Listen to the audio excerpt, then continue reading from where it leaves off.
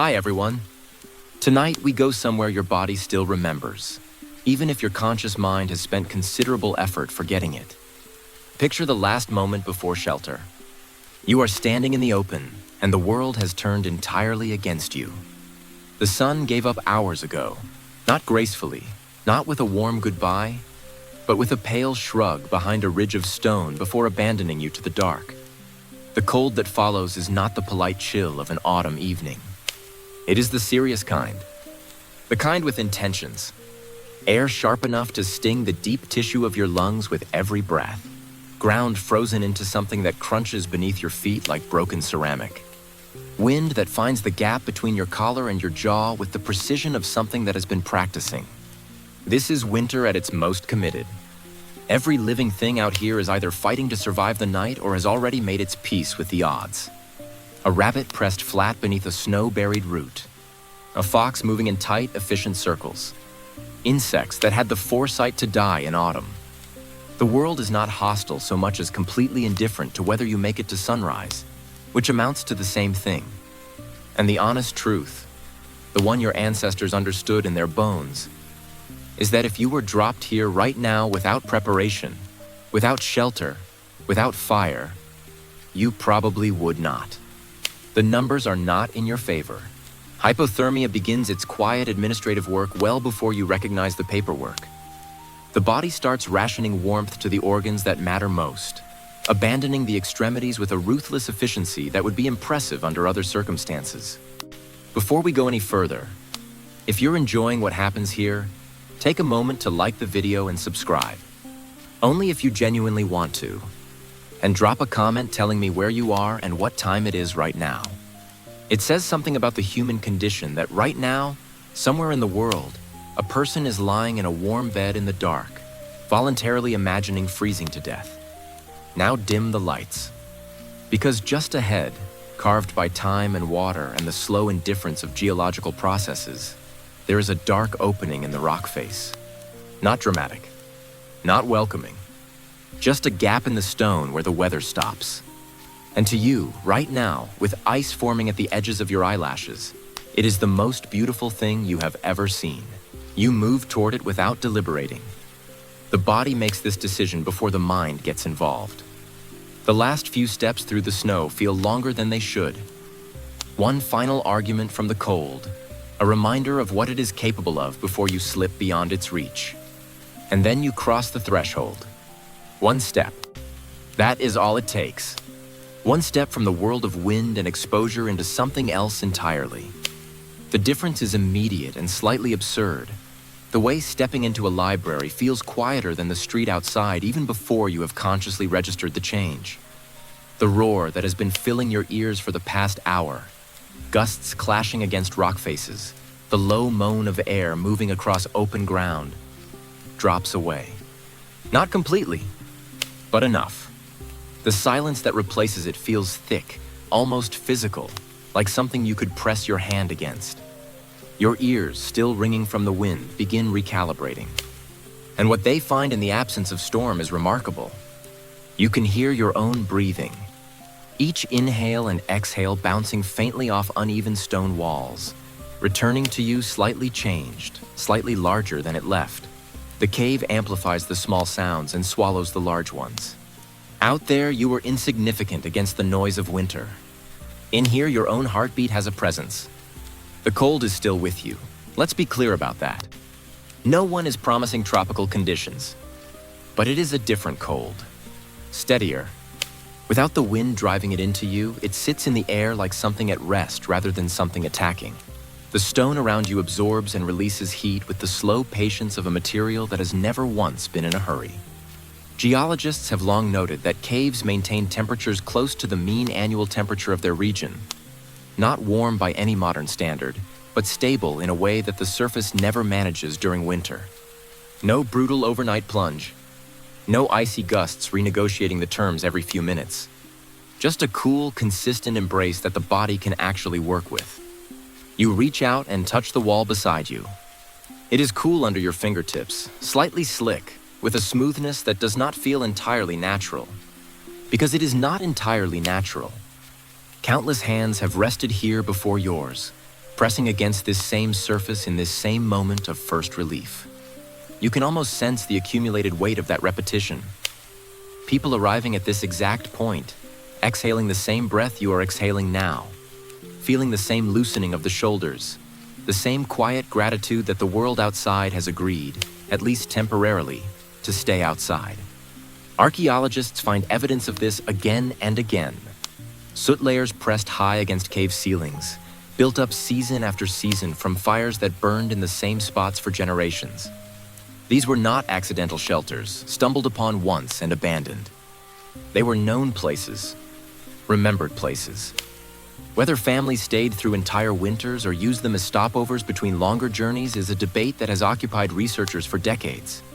Heavy deposits of ash, bone, and tools suggest long residence to some, while others read the same evidence as a series of brief but reliable returns. Either way, the cave was remembered. Carried in the mind through the months between visits, the way you might carry the knowledge of a place where things have always been all right. You step further in. The stone closes around you on 3 sides, and for the first time since the sun went down, the night feels less like a threat and more like something you might actually sleep through. Before your eyes have fully adjusted, your nose has already filed a complete report. The smell of a cave is not something that translates well into polite description. It is not pleasant in any conventional sense. No one is bottling this for a candle. But it is not unpleasant either. It occupies a category of its own, somewhere between the smell of earth after heavy rain, the particular stillness of a basement that has been closed for a long season, and something older than either of those things. Mineral. Damp. Faintly metallic, as though the rock itself is slowly exhaling something it has been holding for centuries. You breathe it in, and something in your nervous system does a thing it rarely gets to do anymore. It settles. The dampness is real and present. Moisture seeping through stone, condensing into tiny droplets that catch what little light exists and glisten along the walls like something deliberate. It carries with it a faint tang of minerals, calcium and iron and things without common names. The taste of deep geology making itself known at the surface of your awareness. It is heavy air, grounding air, the kind that reminds your body it is connected to something physical, something that does not shift or reconfigure itself according to the weather. Modern physics explains the steadiness simply enough. Stone absorbs heat slowly and releases it slowly, acting as a thermal buffer against the extremes that savage the surface world. While the blizzard outside swings between brutal and catastrophic, the cave interior barely registers the difference. For prehistoric families, this was not a curiosity. It was the margin between a night that ended well and one that did not. Fewer shocks to the system overnight meant bodies that could actually restore themselves during sleep, rather than spending the dark hours simply fighting to maintain temperature. And then there is the question of what the smell did to the people who lived inside it.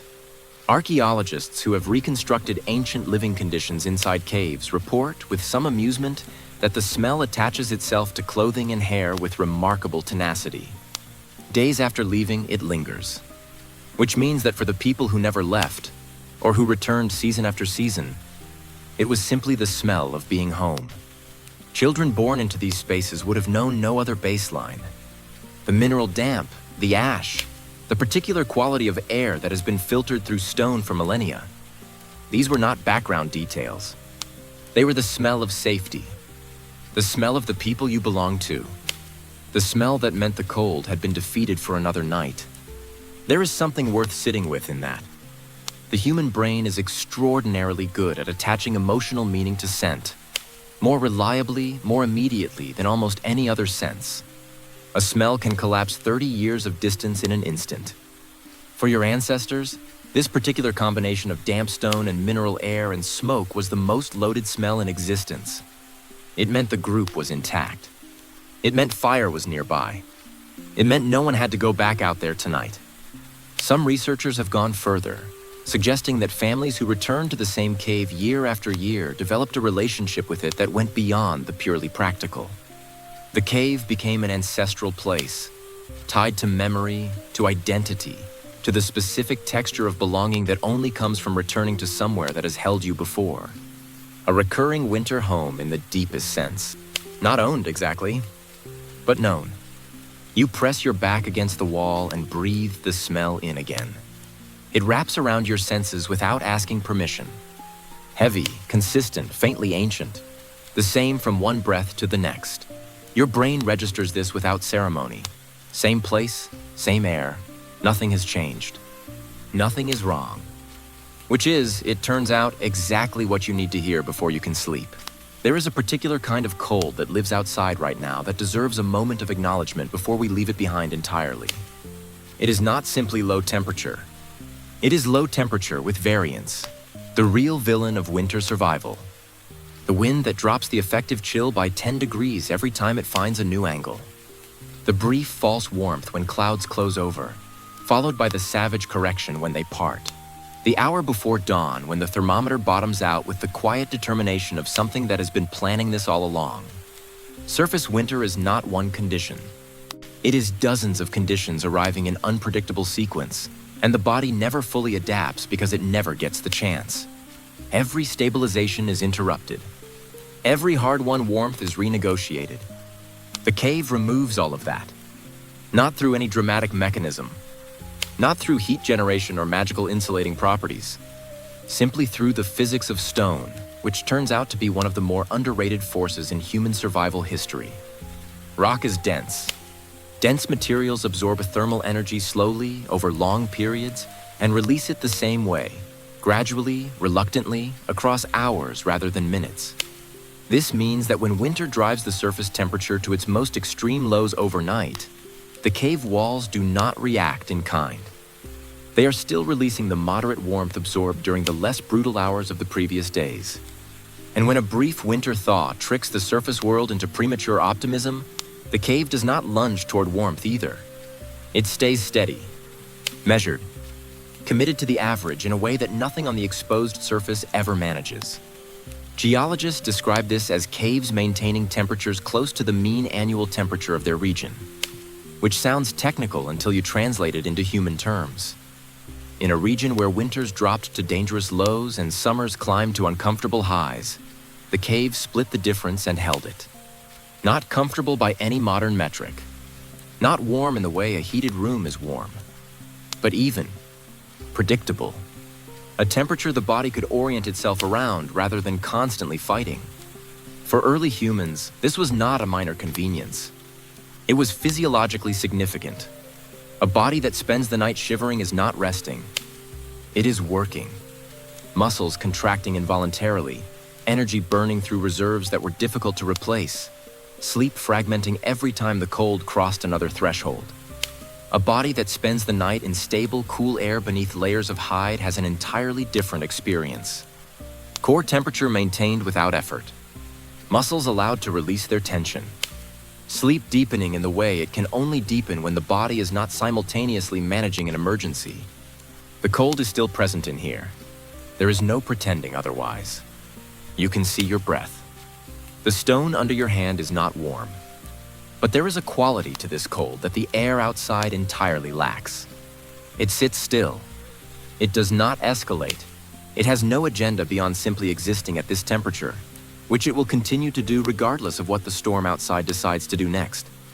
Your body notices this distinction faster than your mind does.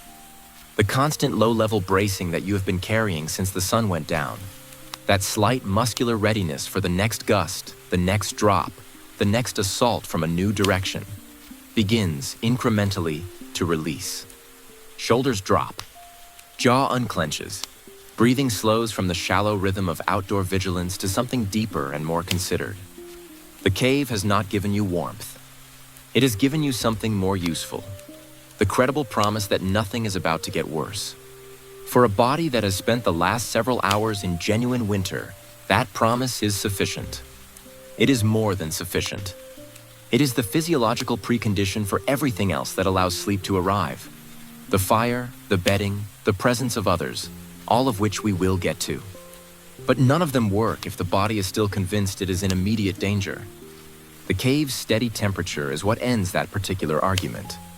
You exhale slowly. The air receives your breath without drama. Outside, the storm continues its business. In here, the stone holds its temperature with the unhurried confidence of something that has been doing this for considerably longer than you have been alive. And your body, finally, begins to believe it might be allowed to rest. Somewhere near the center of the chamber, it begins. A strike of flint against stone. A spark that exists for a fraction of a second before the dark reclaims it. Another strike. Another brief rebellion of light. Your hands ache from the cold, knuckles stiff, fingers that stopped cooperating some time ago, being asked to perform precise and delicate work anyway. You strike again, and again. The tinder, dried moss, shredded bark, something fibrous gathered in the last reasonable hour of daylight, catches a spark and holds it. A thin thread of smoke rises from the bundle like a question. You lean in, cup your hands around it, and breathe. Once carefully. The first flame appears. It is small and deeply unconvincing. It dances with the anxious energy of something that knows it could still fail, flickering left and right, making commitments it may not be able to keep. You feed it. Thin twigs first, then slightly less thin twigs, then a piece of resinous wood that hisses on contact and doubles the heat in an instant. The flame steadies, grows, begins to mean something. Most archaeological evidence treats the mastery of fire as the pivotal moment in human prehistory. And it is difficult to argue with that assessment when you are crouching in a frozen cave, watching the darkness retreat from a growing circle of light. Every benefit compounds immediately. The air within a few feet of the flames shifts from merely stable to genuinely warm. The shadows that made the cave's uneven walls feel slightly threatening are replaced by dancing orange light that makes them feel inhabited. The cold, which was until 30 seconds ago the dominant fact of your existence, is renegotiated. But fire was never only about temperature. That is the reductive version, the one that misses most of what was actually happening. Fire changed the relationship between humans and darkness in a way that nothing before or since has quite replicated. Before it, darkness was a hard boundary. The sun went down, and human activity essentially ceased, because the alternative was stumbling around in conditions that heavily favored everything with better night vision. With fire, that boundary dissolved. The night became navigable. Not the open night. You were still sensibly inside with the flame rather than wandering the frozen landscape with a torch. But the domestic night, the hours between dusk and sleep, expanded enormously. You could sit, talk, work with your hands, think thoughts that required more than the bare minimum of cognitive function that survival in the cold demands. Fire restructured time itself, which is not a small thing to say about a controlled chemical reaction. It created something that had not previously existed. An evening. A transitional space between the demands of daylight and the surrender of sleep, where the pace changed and the mind was allowed to wind down gradually rather than simply switching off when the light did. Modern sleep research spends considerable effort recreating this transition artificially, blue light filters, dimmer switches, wind-down routines, because it turns out the abrupt shift from bright wakefulness to attempted sleep does not work particularly well for human neurology. Your ancestors had the original solution, and it involved burning wood in a cave, which is admittedly harder to replicate in an apartment. And then there was the psychological dimension, which researchers have measured and found to be genuine rather than merely poetic. Staring at flames lowers heart rate. It eases anxiety in ways that are detectable in physiological data, not just reported subjectively. The flickering light, the warmth, the sound of burning wood. Something in the human nervous system responds to these stimuli with a relaxation response that goes deep. Perhaps because the presence of fire, for most of human existence, meant the immediate crisis had been resolved. Fire meant you had made it this far. Fire meant the night was manageable. The body learned this association over so many generations that it stopped requiring conscious confirmation. See fire, feel safer. The logic runs below language. Outside, beyond the cave mouth, wolves pace. Their noses read the air, smoke, human, cooked meat, and their paws slow at the boundary of the firelight.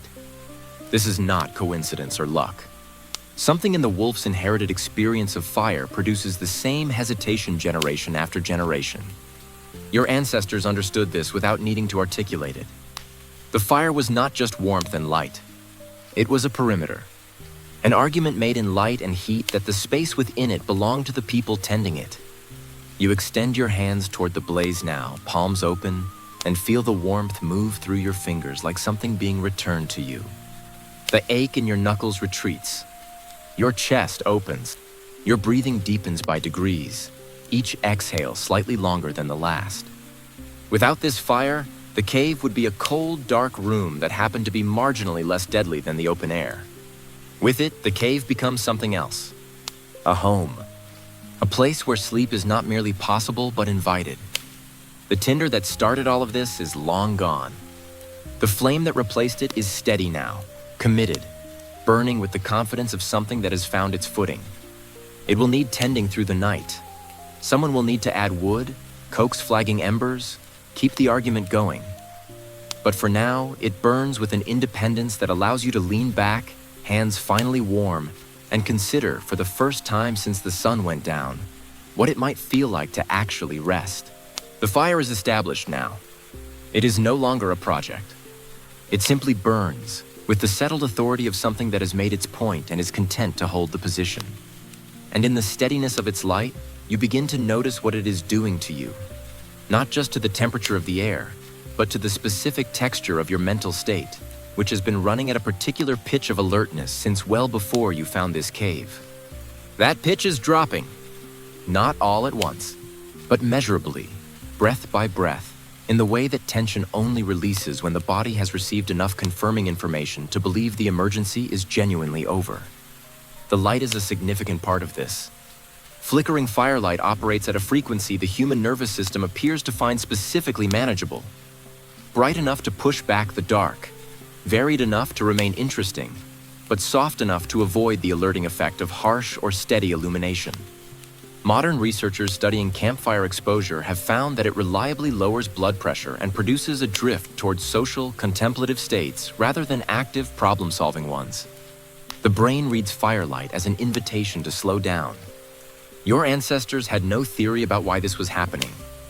They simply noticed that sitting by the fire at the end of the day felt different from everything that came before it, and they organized their evenings accordingly.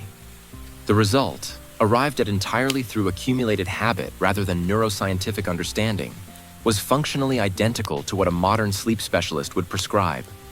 The shadows are doing their own work on the walls around you. The cave's uneven surface, the ridges and hollows, the jutting shelves of stone, the places where the rock curves in ways that suggest shapes without quite committing to them, comes alive under the shifting light in a way that is genuinely difficult to look away from. A long shadow stretches from a protruding rock and becomes, briefly, unmistakably, the neck and lowered head of a grazing bison.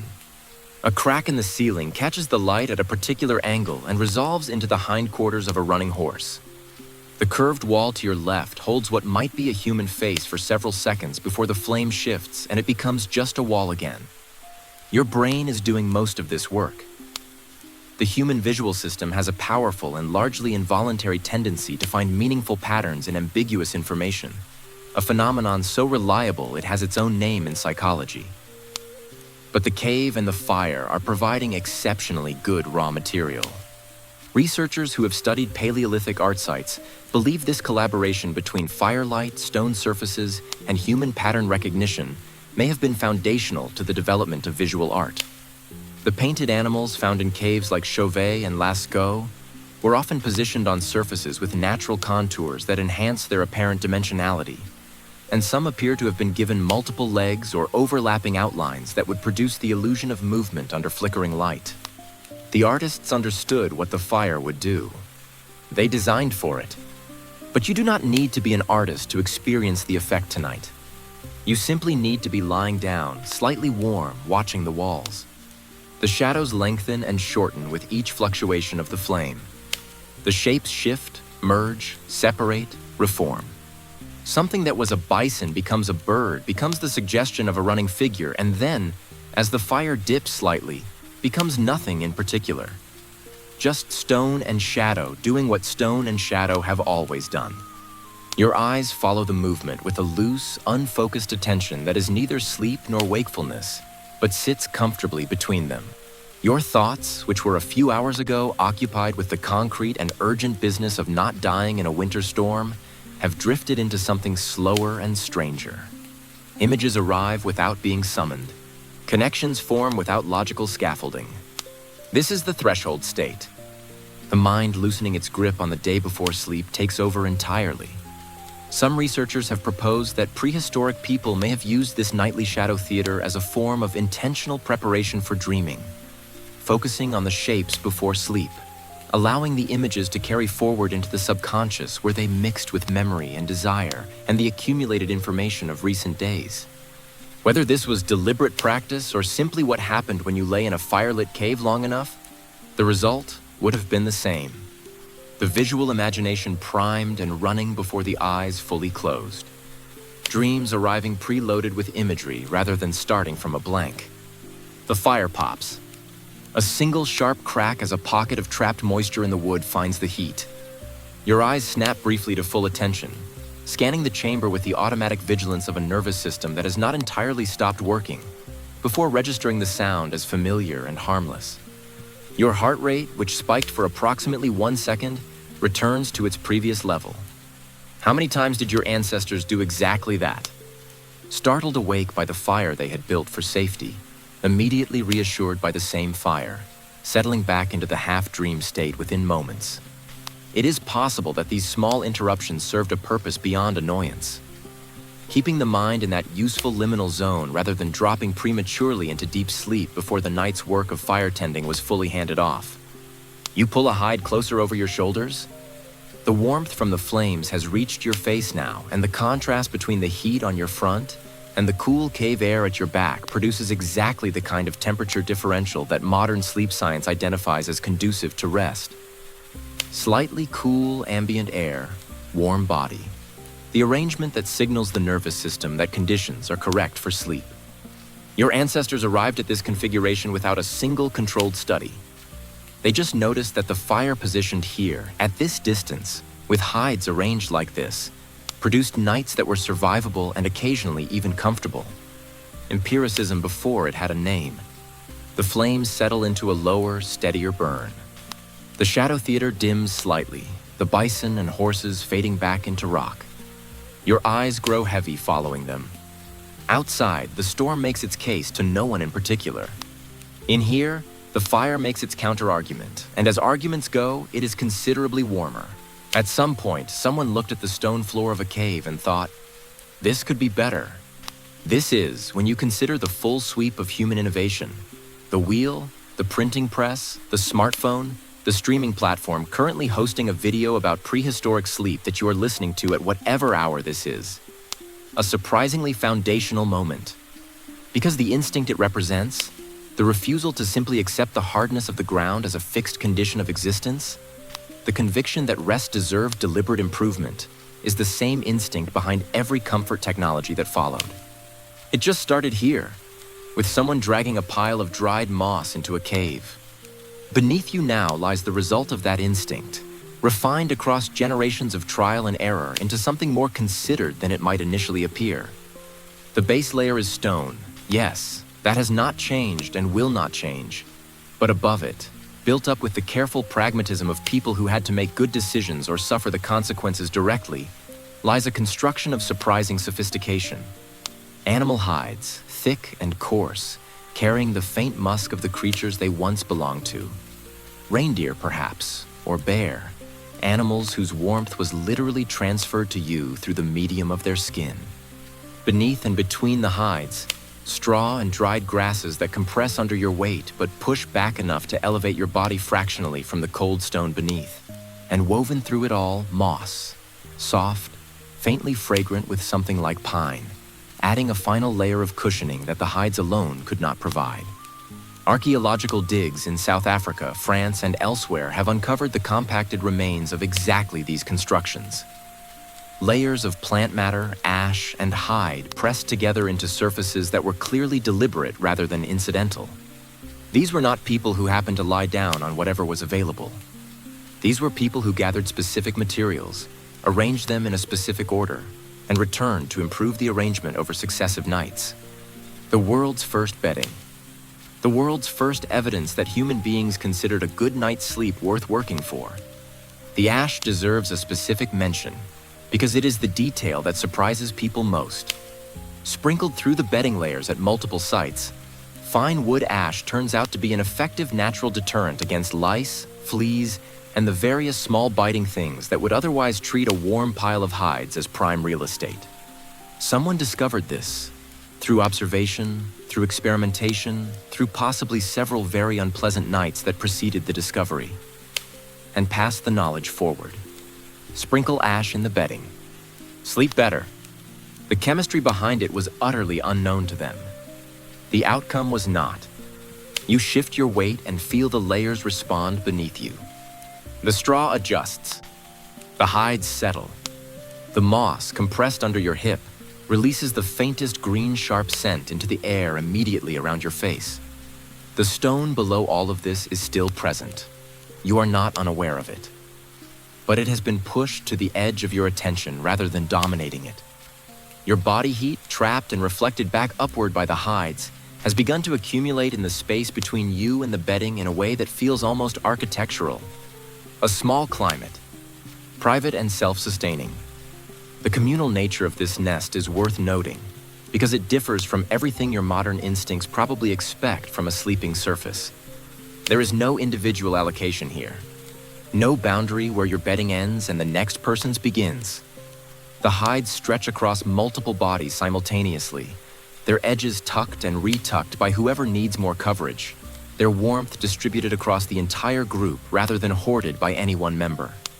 To sleep here is to participate in a collective arrangement that requires, even during unconsciousness, a certain baseline of cooperation. If you pull the hide too far in one direction, someone on the other end gets cold. They will pull back. You will adjust. The negotiation continues through the night without anyone fully waking to conduct it. Some researchers examining preserved bedding materials note that the edges of ancient hides show disproportionate wear, evidence of exactly this nightly tug-of-war playing out across thousands of consecutive nights. The hide remembers the argument even when the people who had it are long gone. There's also the question of what the bedding materials did to the air immediately around the sleeping group. Straw and certain herbs, when they begin to break down slightly in the warmth, release compounds that may have had mild antibacterial properties. A form of passive air treatment that the people benefiting from it had no framework to understand, but may well have noticed in practical terms. Fewer respiratory infections. Fewer of the coughs and fevers that could, in this environment, become something much more serious. The bedding was not just comfortable. It was, in ways no one could have articulated, medicinal. You press your cheek against the fur beneath you. It is coarse against your skin, and the animal smell of it is real and present. Not unpleasant exactly, but unmistakably wild. It smells of the hunt, of effort, of the practical transaction between your group and the animals that sustained it, a transaction that extended even into sleep. The creature that once wore this hide is keeping you warm tonight in the most literal possible sense. The stone floor presses faintly upward through all these layers, asserting its presence in the way that permanent things do. Not aggressively, but without any intention of pretending it is something other than what it is. You are lying on the ground. There is no version of this that is not at some level lying on the ground. But the ground has been improved. Deliberately, thoughtfully, with accumulated knowledge and gathered materials and the labor of someone who understood that survival and comfort, when properly considered, are not opposing values. They are the same project at different scales. Your eyelids, weighing more than they did a few minutes ago, begin the slow negotiation with gravity that precedes sleep. The moss breathes its faint green scent. The hides hold their warmth.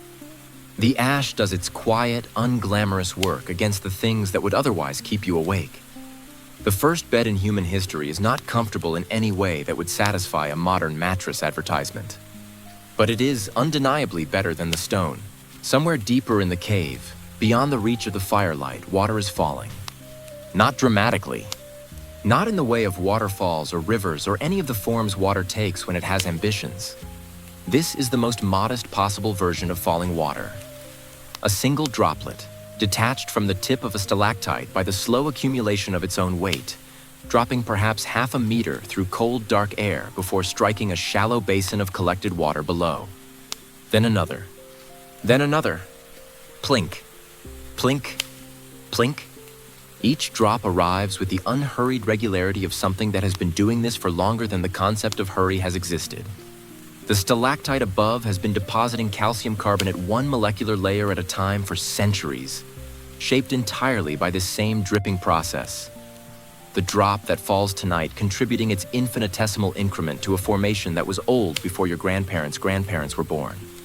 The cave is, in the most literal sense, building itself around this sound. The drip is not incidental to the geology. It is the geology in slow motion. You, lying in your nest of hides and moss, are simply one of the more temporary features of the room. The sound reaches you across the chamber in a form slightly altered from its origin. The cave's acoustic geometry adds its own editorial commentary to every noise that passes through it. Speleologists, the researchers who study cave systems with the dedication of people who have genuinely thought about what they want to do with their time underground, have noted that dripping water changes pitch depending on the size and depth of the cavity it falls into. A shallow puddle returns a high, bright note. A deeper basin produces something rounder, more resonant, with a sustain that lingers in the stone walls before fading. A cave with multiple drip points at varying depths effectively plays a chord. A natural instrument that requires no hands, no instruction, no intention. Only water, gravity, and time. Tonight, the sound arrives in the lower register, round and patient. Each drop followed by an echo that stretches slightly longer than the drop itself before the silence closes over it again. Plink, plink, plink. Your brain receives this signal and does something that would delight the engineers behind every white noise machine, sleep soundtrack, and rainfall app currently generating revenue in the modern economy. It relaxes. Not because you decided to relax in response to the sound. Because the sound pattern, steady, repetitive, unchanging, carrying no new information with each repetition, meets the nervous system's criteria for a safe acoustic environment. Nothing in that rhythm suggests approach. Nothing escalates. Nothing breaks the pattern in the way that a snapping branch or a distant howl would break it. The drip simply continues, indifferent to your presence, marking time in a language older than language. Some researchers have proposed that this kind of steady natural rhythm may have actively deepened sleep for cave-dwelling humans, that the repetitive acoustic signal encouraged slower heart rates and longer, more regular breathing, in the way that a metronome settles a musician or a consistent rocking motion settles an infant. The detractors counter that irregular drip patterns could just as easily interrupt sleep. That variation in tempo might register as an anomaly worth investigating. Both positions have a certain logic. But lying here now, with the drip arriving at its particular interval with the reliability of something completely unconcerned with the debate about its own effects, you find the theoretical objection difficult to sustain. Your thoughts are already spacing themselves out to match the rhythm, the gaps between them growing longer, the content of them becoming less specific. Plink, plink. Prehistoric caves bore abundant signs of this process. Dripstone formations throughout shelters chosen for winter occupation, water erosion shaping the very geometry of the spaces where families slept. The drip was not a feature of the occasional cave. It was a feature of most of them, which means that for the majority of human prehistory, the acoustic backdrop of sleep included this sound as a constant, not as an anomaly to be tuned out, as part of the expected environment, as natural and unremarkable as breathing. There are stranger dimensions to this. Researchers examining certain cave sites have found shallow stone basins positioned near bedding areas, indentations that appear to have been used deliberately to collect dripping water, sometimes showing traces of herbal residue suggesting they were used for more than simple drinking. The drip that sent you to sleep also filled your water supply for the morning. One sound doing two jobs, which has a pleasing efficiency to it. The cave providing for your practical needs and your psychological ones simultaneously through the same mechanism in the dark while you slept. Some anthropologists have suggested that our ancestors placed narrative significance on the drips, that in the absence of any scientific framework for understanding why water fell from stone ceilings, the sound was interpreted as communication. The cave speaking, Ancestors offering intermittent words of reassurance across whatever boundaries separated the living from the dead. Liminal spaces, the thresholds between worlds, were a consistent feature of prehistoric cosmology in the cultures we have evidence of. And caves, dark, resonant, containing the voices of water and stone, seem like exactly the sort of place where such boundaries might be felt to thin. Whether the drips were spirits or simply physics, the effect on a drowsy listener lying in warm hides was probably identical. You follow the sound with the loose, passive attention that is the closest thing to effortless focus the human mind produces. Not concentrating, not analyzing, simply receiving. Each drop marks a small passage of time that requires nothing of you. No response, no adjustment, no decision. The night is moving forward on its own. You are along for the passage rather than responsible for it. Plink. The drop falls into the basin somewhere in the dark. The echo stretches, fades, and in the silence before the next one arrives, something in you releases that was not quite ready to release before. Nobody said this was going to be perfect.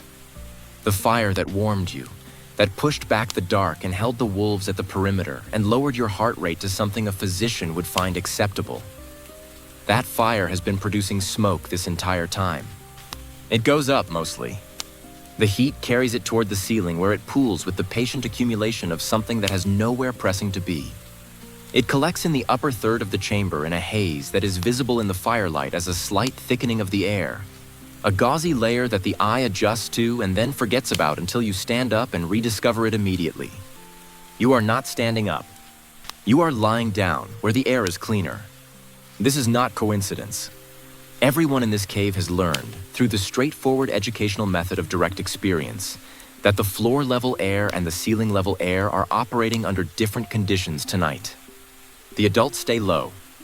The children rest in the hollows and depressions where smoke has thinned.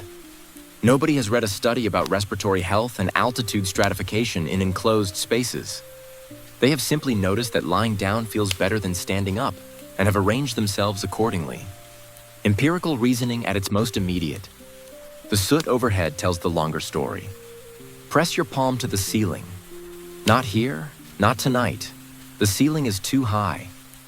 But in the low chambered sections deeper in, where the stone curves close and generations of smoke have left their permanent record, the black crust there is not the residue of a single winter.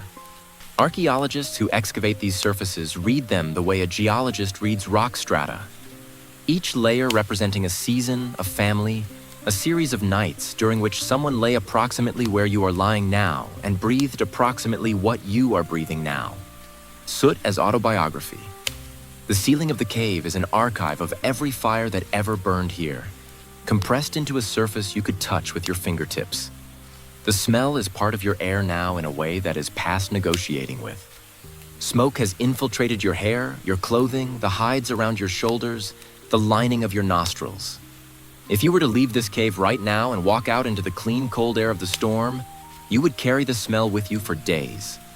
Researchers who have recreated prehistoric cave conditions in controlled studies report, with the slightly puzzled tone of scientists confronting results they did not entirely anticipate, that some participants came to miss the smoke after leaving.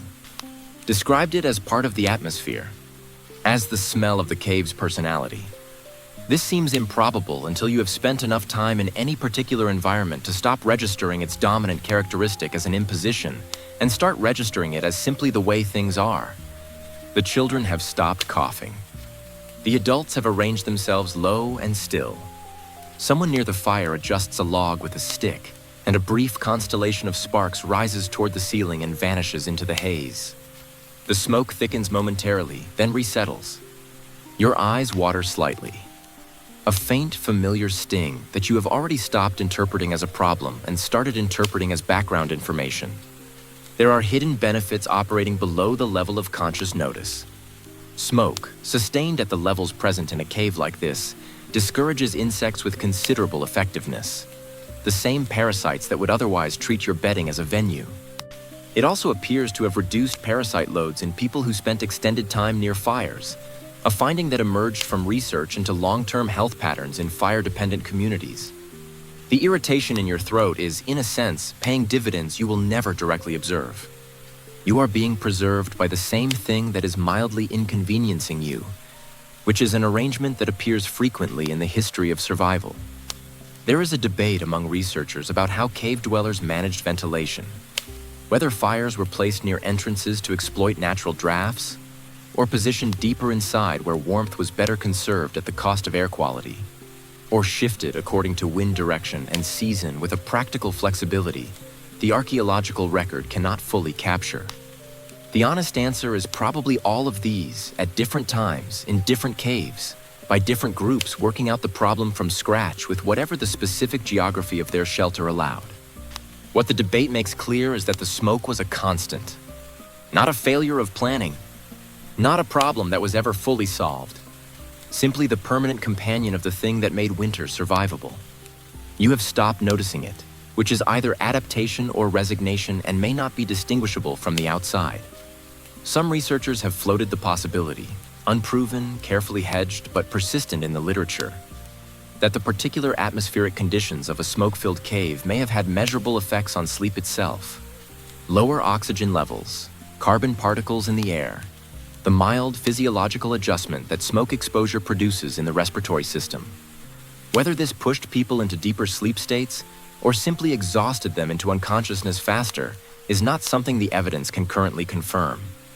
But lying here now, with the air doing its thick, smoky work on your airways and your eyelids feeling heavier than their actual weight could account for, the hypothesis does not feel unreasonable. Your ancestors did not call it accepting the terms and conditions of winter. They did not call it anything. They lay down in the smoke-softened air, pulled the hides over their shoulders, and trusted that the fire was worth what it cost, which it was every single night, without exception. The smoke drifts above you in slow, indifferent spirals. The ceiling has been blackened by 10,000 nights exactly like this one. And in the consistency of that darkness above, in the accumulated evidence of every family that found this arrangement worth repeating, there is a strange and specific comfort. The smoke means the fire is burning. The fire means the night is manageable. The night being manageable means you can close your stinging eyes and stop for a few hours, being responsible for your own survival. That is a reasonable trade. At some point in the distant past, before individual bedrooms and privacy norms and the modern conviction that sleep is fundamentally a solitary activity, a human being discovered that another human body pressed against their own on a cold night was approximately equivalent in thermal value to a medium-sized fire. This discovery required no genius. It required only a cold night and someone nearby. The arrangement that resulted, which archaeologists find evidence of consistently across Paleolithic sites in the form of tightly grouped bones, clustered hearths, and bedding layers compressed in ways that suggest multiple bodies occupying overlapping space, was not a social choice in any meaningful sense. It was arithmetic. The human body loses heat to the surrounding environment at a rate that depends heavily on surface area exposed to that environment. Two bodies pressed together reduce the exposed surface area of both. Three bodies do better still. A group of 8 to 12 individuals sharing hides and body warmth in a confined space produces a collective thermal environment that none of them could sustain independently. The mathematics of survival pointed unambiguously toward proximity, and so proximity is what happened. You feel the results of that arithmetic now. To your left, close enough that their exhaled breath occasionally reaches your cheek as a faint warmth, someone is already deeply asleep. To your right, another body generates heat with the steady reliability of something that has been doing this all night without being asked. The hides stretched across both of you, across several of you in a communal arrangement that has no clear individual ownership. Trap and accumulate the warmth produced by all these bodies simultaneously, creating a layered thermal environment that is considerably more sophisticated than the sum of its parts. The modern equivalent would be an electric blanket covering 8 people. Less romantic, but functionally similar. Among the more quietly remarkable findings in anthropological research is the suggestion that people sleeping in communal arrangements may have developed synchronized circadian rhythms over time. That the shared light exposure, shared meal timing, and shared acoustic environment of cave life gradually brought individual biological clocks into alignment. When one person's body decided it was time to sleep, the conditions that had produced that decision were identical for everyone around them. The group drifted towards sleep together the way a room full of people yawning will trigger yawning in each other, not through direct communication, but through shared physiological response to shared conditions. The cave as one organism settling into rest. There is a recorded calming effect in sleeping near others that shows up reliably enough in modern research to be taken seriously. Lower stress hormone levels in people who share sleep environments compared to those who sleep in isolation. The presence of other breathing bodies appears to signal safety to the nervous system in ways that cannot be fully attributed to temperature alone. Hearing another person breathe nearby in the dark means, at some level below conscious reasoning, that another person has assessed the environment and found it sufficiently safe to be unconscious in. Their vulnerability confirms yours. The group's collective willingness to sleep is itself a form of reassurance. The hides have been pulled slightly to one side. You retrieve a corner without waking anyone. Someone on the far edge adjusts without fully surfacing from sleep. The negotiation completes itself in seconds, and equilibrium returns. Debates in the academic literature about whether this degree of nightly intimacy generated deep social bonds or chronic interpersonal friction tend to read as slightly theoretical when you are actually lying in the arrangement being debated. The answer, experienced from the inside rather than analyzed from the outside, is clearly both, sometimes on the same night, sometimes within the same hour. The elbow that found your ribs 20 minutes ago belongs to someone whose body warmth is currently the primary reason your left side is comfortable. These things coexist without requiring resolution. There is something in the smell of the people around you that operates on a register below preference or aesthetic judgment. The human scent, warm, slightly animal, specific to these particular people in a way that no description captures, reaches you through the smoke and the mineral air and the hide musk as a signal your nervous system receives as known, safe. These are the ones. Whatever neurological shorthand your brain uses for belonging, this smell activates it. Children curled against parents, partners back to back with spines aligned in the unconscious efficiency of long familiarity, an elder with an arm extended, grandchildren distributed along its length like the branches of something that has been growing for a long time. The arrangements are unplanned and completely legible. Outside, the cold is an absolute. Inside, warmth is distributed. The difference between those two conditions is not fire alone. It is the accumulated thermal contribution of every person in this cave, offered without negotiation into a shared environment that returns it to all of them equally. You settle deeper into the nest. Someone's breathing, slow and completely regular, enters your awareness and your own breathing adjusts toward it without any instruction from you. The synchronization happens below the level of decision. Your body simply joins the rhythm that is already present, the way a new instrument finds the tempo of a piece already in progress. The cold outside makes its case to the stone walls. The stone walls, backed by 8 bodies in shared hides, are unmoved. You yield to the warmth that is not yours alone, but belongs tonight to everyone. They are out there right now, not metaphorically, not as a general acknowledgement that the prehistoric world contained predators.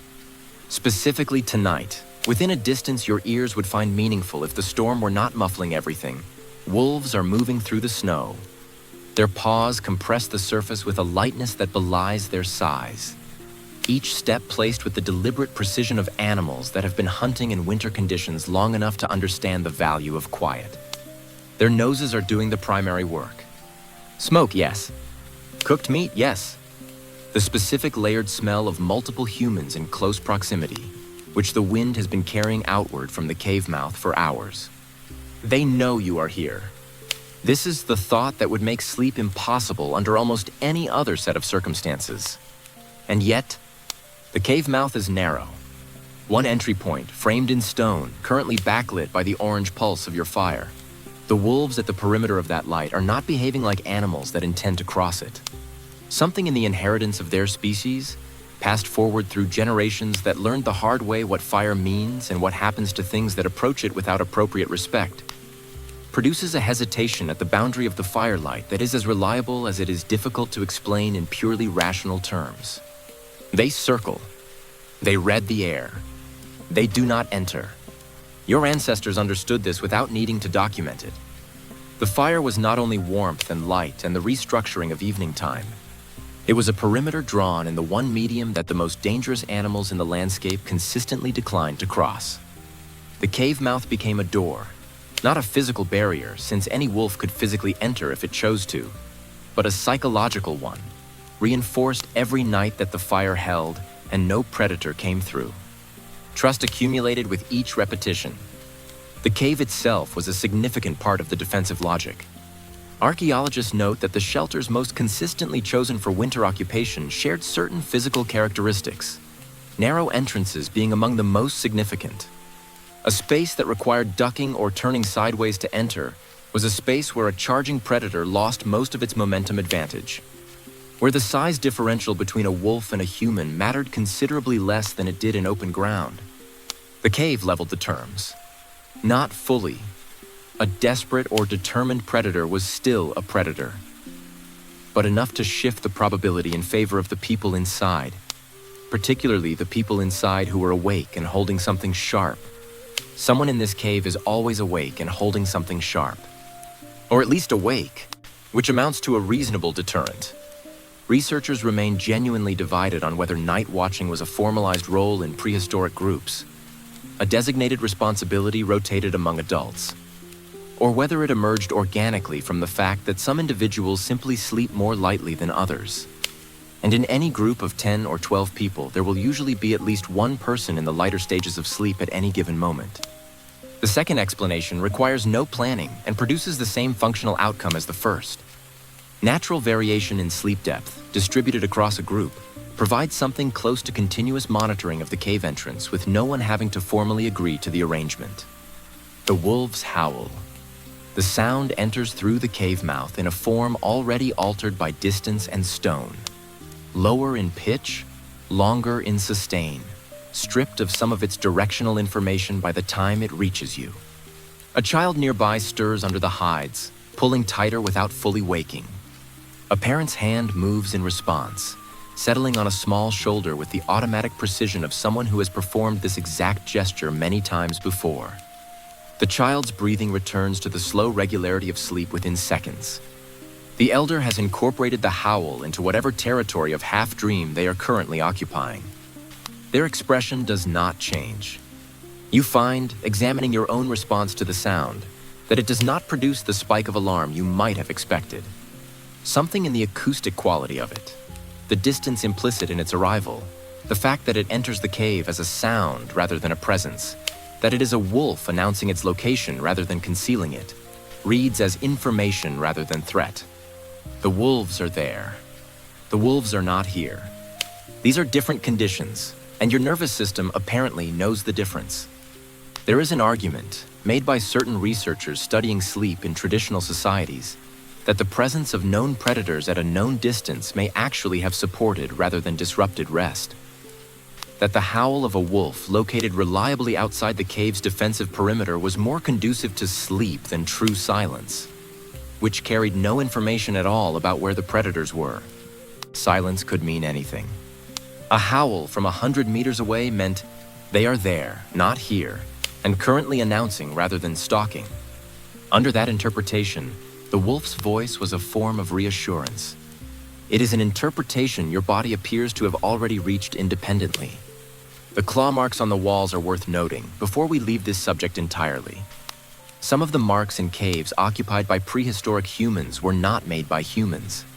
The deeper, older gouges near the walls and entrances are the signatures of bears and large cats that claimed these chambers long before any human arrived and found them useful. You are sleeping, in other words, inside a space that was contested territory within living memory, or perhaps within the memory of the elders who first brought your group here. The cave was not empty and waiting. It was borrowed, taken, held by the ongoing deterrent of fire and noise and the collective presence of a group of animals that had, against fairly significant odds, managed to make themselves the most dangerous thing in the immediate vicinity. A wolf howls again, closer this time. The fire at the cave mouth flares briefly in a gust, and the orange light pulses outward across the snow. In that brief flare, you imagine you see the edge of something at the boundary of the light, a shape that might be a wolf or might be a shadow or might be nothing at all. Before the fire settles and the dark reclaims the entrance, you do not get up to investigate. You pull the hide closer to your chin, adjust your position against the bodies beside you, and allow the fire to handle its responsibilities. It has not failed you yet tonight. The wolves have retreated into the dark where they belong, and the fire has settled back into its steadier rhythm. And your eyes, no longer needed for anything urgent, have begun doing what eyes do when the immediate demands on them are removed. They wander. The walls of this cave are not blank. They were not blank before anyone painted them, and in the current firelight they are even less blank than usual. Every irregularity of surface, every ridge and hollow and crack and mineral vein, catching the light at its own particular angle, throwing its own particular shadow, participating in a visual landscape that shifts continuously with each fluctuation of the flame. Your brain, which has the pattern recognition settings of a species that survived by correctly identifying shapes in low light conditions, cannot help itself. It finds things. The long shadow cast by a jutting shelf of rock extends and contracts with the breathing of the fire. For several seconds it is, with very little imaginative effort required, the neck and shoulder of a large animal.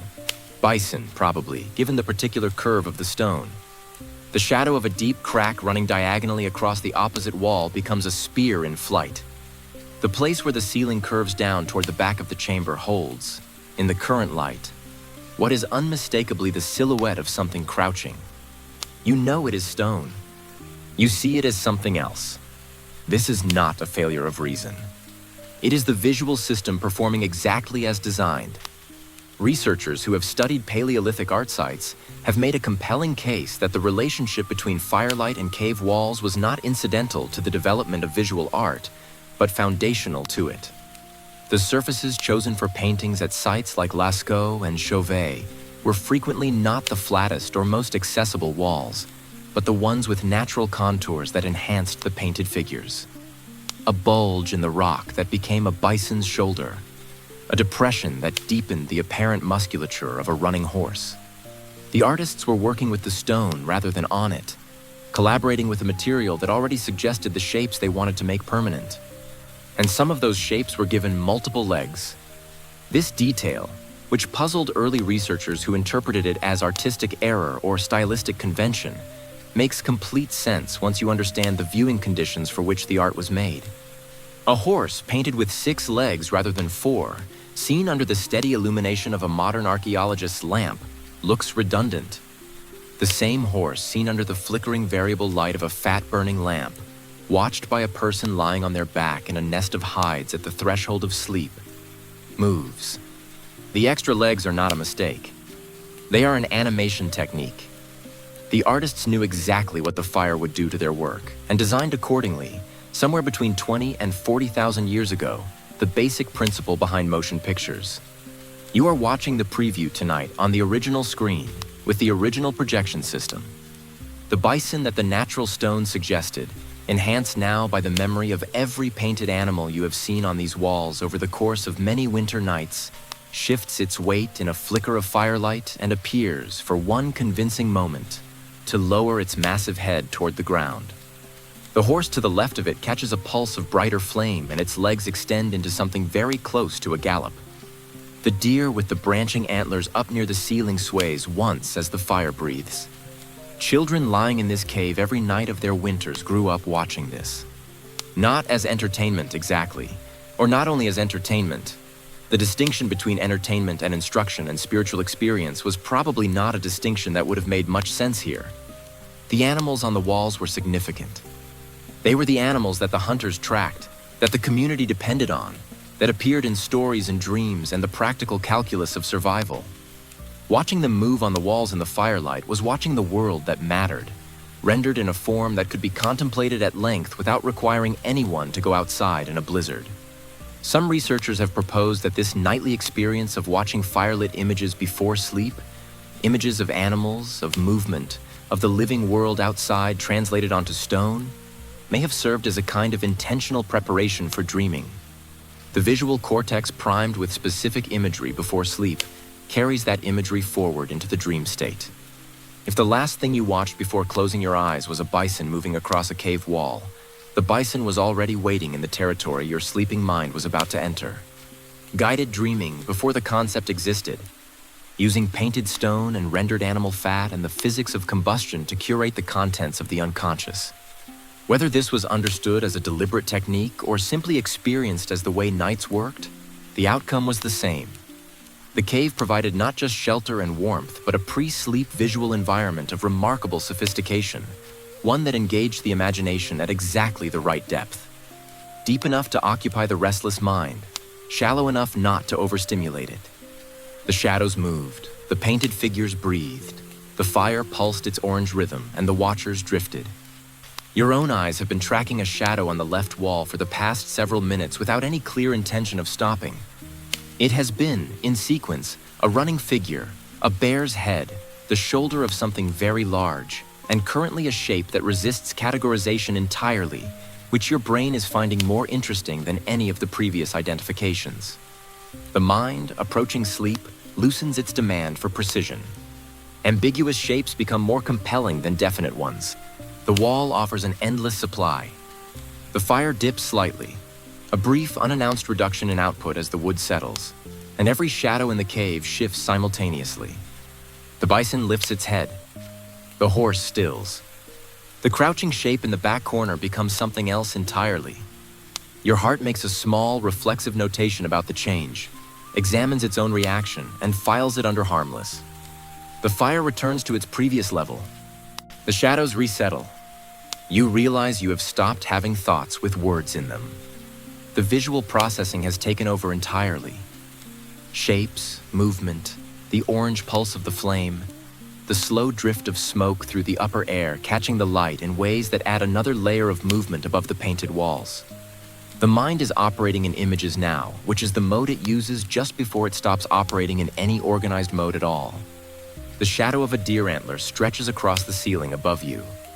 You watch it sway, and then you stop watching, just within reach of your right hand, positioned with the casual deliberateness of something placed there by habit rather than conscious decision. A flint blade rests against the cave floor. You know it is there without looking. Your hand knows it is there. The spatial awareness of the thing has been absorbed into whatever low-level monitoring your nervous system maintains even during sleep. The way you know in the dark exactly where the edge of your bed is, or where the glass of water sits on the nightstand, or where your phone is, which is probably within arm's reach of wherever you are lying right now listening to this, which is arguably the modern equivalent of the same instinct in a significantly more comfortable setting. Against the wall to your left, a spear leans at an angle that keeps its point accessible without requiring you to stand up to retrieve it. A hammerstone sits near the edge of the bedding, heavy, dense, the kind of object whose utility in an emergency requires no instruction manual. These are not decorative. They are not ceremonial, or not only ceremonial. They are the answer to the question your nervous system asks approximately every 45 minutes throughout the night. If something came through that entrance right now, what would you do? The answer is, reach right. And the fact that an answer exists is what allows the question to stop demanding urgent attention. Archaeological excavations of prehistoric living sites find this pattern consistently enough that it has become one of the recognizable signatures of a sleeping area. Not just the compressed bedding and the ash, but the tools. Clustered within the space, positioned with a specificity that distinguishes deliberate placement from casual scatter. At certain European sites, researchers have found spear points arranged in configurations around hearths that suggest something between practical storage and intentional display. A fan of points, each accessible from a central sleeping position, that one archaeologist described as resembling a circle of silent sentinels. Whether this was purely functional or carried symbolic weight is a debate that remains productively unresolved, which is the academic community's polite way of saying both interpretations are plausible and neither can be proven. The comfort of the blade under your palm is not rational exactly. You are not in immediate danger.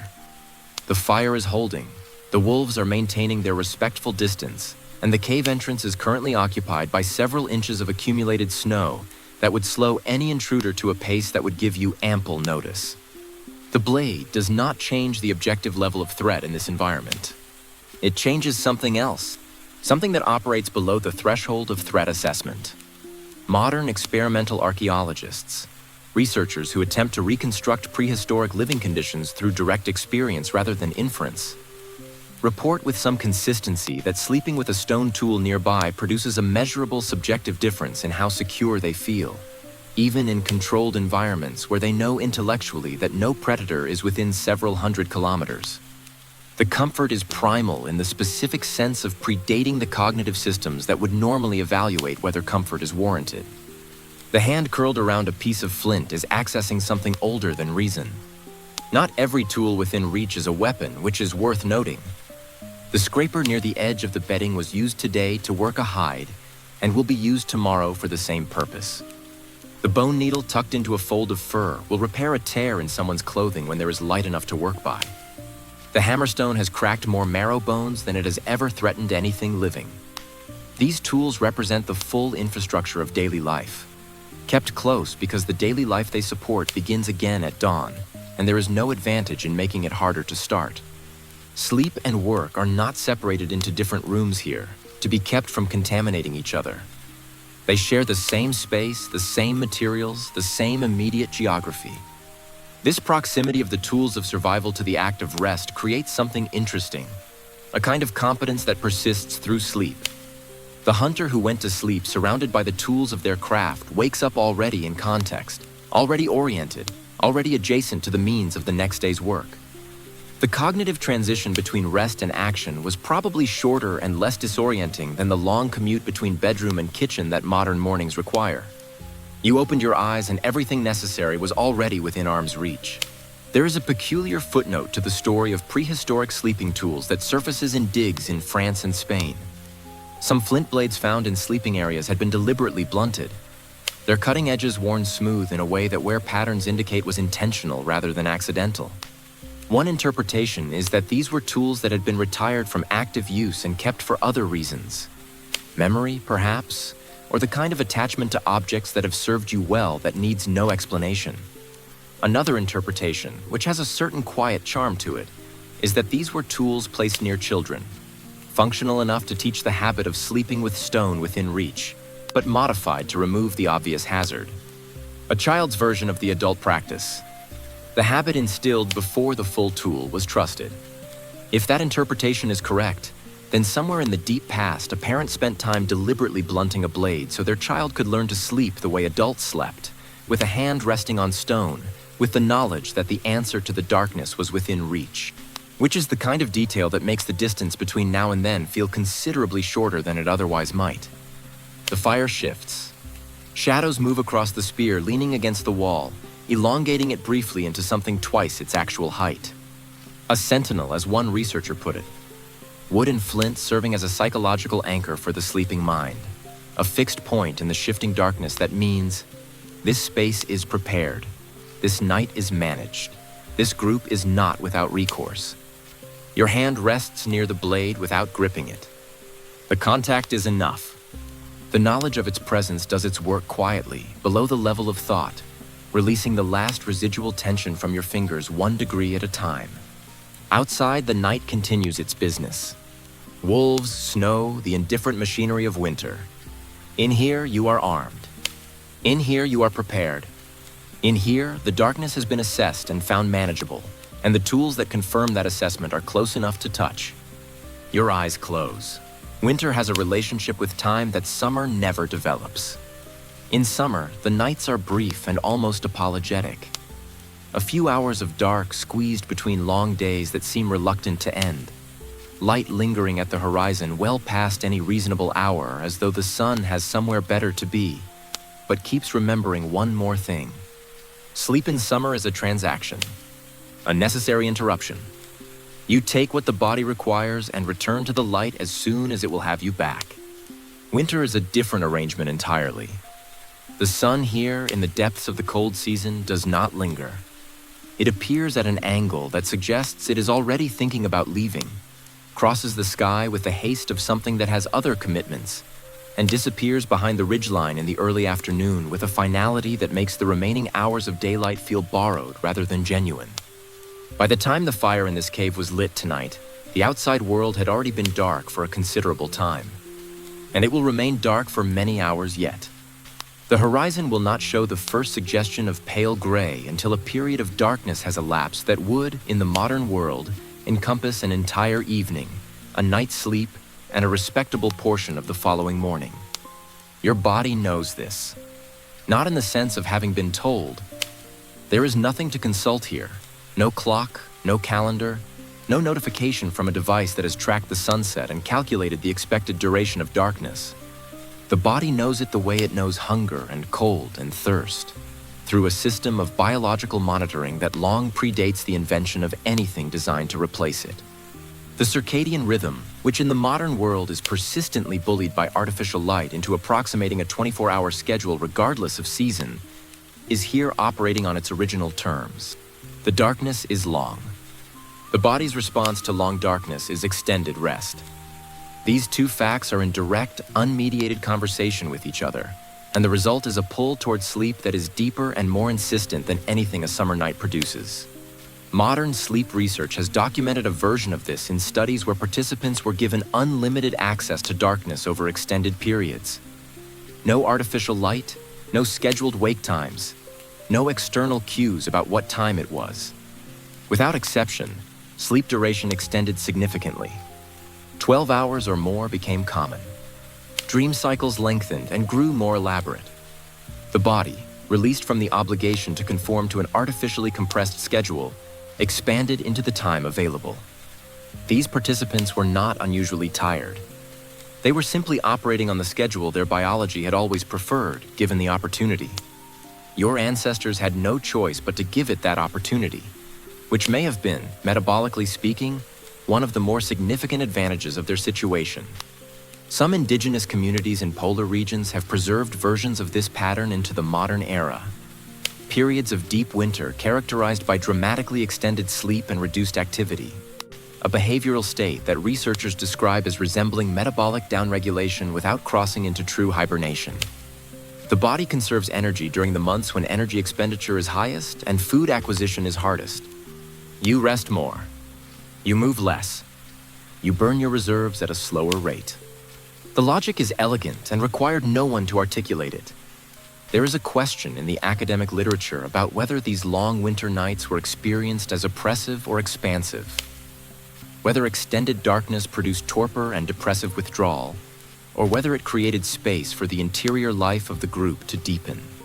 Stories told longer and more elaborately, dreams attended to with greater seriousness, art made in the hours when there was nothing else to do. The debate has not been resolved, and the honest answer is probably that both things were true in different winters, for different people, sometimes on different nights of the same season. Darkness that much and that sustained is a large thing to live inside, and human responses to large things are rarely uniform. What the archaeological record suggests, fairly consistently, is that people organize their winter sleeping areas with a deliberateness that implies the long nights were taken seriously as an environment worth designing for. Sleeping spots arranged in semicircles facing the central hearth, a configuration that distributed the fire's warmth evenly across the group, while ensuring that anyone who woke in the night could orient immediately to the flame's light. Not just practical, but almost ceremonial in its symmetry. A formation like petals around a center, the fire as the fixed point around which the sleeping group organized itself, the way a solar system organizes itself around a star. To lie in that formation, in the depths of a winter that has committed itself entirely to darkness, with the fire at the center and the stone walls absorbing the cold in the body of the person beside you, contributing their warmth to the shared pool, is to feel the long night as something other than a threat to be endured. It becomes, instead, a space, extended and dark and full of the particular richness that only comes when the external demands on attention have been removed and the interior has room to expand. Hunters dreaming of the prey they track today and will track again tomorrow. Parents whose sleep is woven through with the sounds of children breathing in the next fold of the hide. Elders who have survived enough of these winters to have stopped counting them, for whom the long dark is as familiar as any other season and considerably less alarming than it was in the first years. The night asks nothing of you right now. It simply continues, patient and vast, holding the space open for as long as the season requires. Your body settles deeper into the bedding with the unhurried confidence of something that knows it has time. The fire is tended. The walls are holding. The darkness outside is complete and committed and entirely unable to reach you in here. Sleep as long as the night allows. It is allowing quite a lot tonight. Something changes in the quality of the dark. It happens slowly enough that you might miss it if your eyes were fully closed, but they are not quite fully closed. You are in that particular layer of rest where the eyelids have descended but not fully committed, still receiving information from the environment at a reduced level of processing. The way a radio turned down very low continues to play. And what your half-closed eyes register gradually is light. Not the orange warmth of the fire, which you have been living inside for hours now and have stopped consciously perceiving. Something different. Cooler in its color. Quieter in its quality. Through a narrow crack in the stone above. A fissure opened by some contraction of rock in a winter centuries before this one. Too small for wind to find, but sufficient for light. The moon has found its way in. It arrives as a thin bar of silver across the chamber floor. More suggestion than illumination, the kind of light that reveals edges rather than surfaces. It touches the wall to your left and finds the mineral veins running through the stone, making them briefly luminous. It reaches a spear point and strikes a small cold spark that is gone before you fully register it. It crosses the sleeping face of the child nearby and rests there for a moment, softening the ruddy fire-lit complexion into something paler and more delicate, before the slow arc of the moon's passage carries it onward. The cave has two light sources now. They do not compete. They collaborate in the particular way of things that operate at completely different temperatures. The fire's orange warmth pooling low near the bedding, the moon's silver cool descending from above, the space between them occupied by a quality of atmosphere that is specific to this moment and will not be repeated exactly again. Prehistoric people lived by lunar cycles with an intimacy that the modern world, having outsourced its timekeeping to devices that do not require looking at the sky, has almost entirely lost. The moon was not one feature of the night. It was the night's primary organizational principle. Waxing and waning, full and absent, it governed the timing of hunts. Full moons extending the usable hours of a tracking expedition, dark moons collapsing them. It governed the timing of gathering, of ceremony, of the decisions that required counting days from a fixed point. Some of the most intriguing artifacts recovered from Paleolithic sites are bones marked with regular notches that researchers have interpreted as lunar calendars. Someone lying awake in a cave not entirely unlike this one. In a winter not entirely unlike this one. Marking another night passed by the light coming through whatever gap the moon found in the stone above them. You extend one finger into the bar of silver on the floor beside you. The light is cool against your skin in a way that is slightly counterintuitive. Light is light, and some part of the brain expects all light to carry warmth. But moonlight arrives at the surface of things without heat, only illumination, and the distinction is perceptible. Your finger glows faintly in the bar of silver. You withdraw it. Scholars are divided on whether moonlight was experienced as conducive to sleep or disruptive of it. One camp argues that the brightness of a full moon, admitted through openings in cave walls or across open sleeping sites, kept people in shallower sleep stages, that the additional light stimulated wakefulness and extended the social hours of the night. The other position holds that people whose sleep was organized around natural light cycles would have incorporated lunar rhythms into their rest patterns, rather than fighting them, sleeping lighter under bright moons and deeper under dark ones, as a natural expression of the same biological systems that governed their days. Both arguments are plausible. Neither can be confirmed for the period in question. What can be said is that people noticed the moon.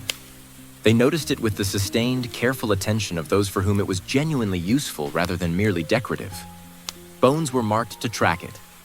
Art was placed where its light would fall. The sites at which cave paintings cluster show a notable correlation with natural openings that admitted light. Whether this was aesthetic preference, practical illumination for the artists at work, or a desire to situate significant images in the parts of the cave where the sky found entry is a question whose answer is probably yes to all three. Later folklore, collected across many cultures separated by geography and time, returns persistently to the idea that sleeping under direct moonlight was a liminal experience, that the sleeper was more accessible to dreams, to visions, to whatever was understood to exist on the other side of ordinary waking consciousness. Some traditions warned against it. Others sought it out. The specific content of the belief varied, but the underlying conviction that moonlight affected the inner life of the sleeper was almost universal.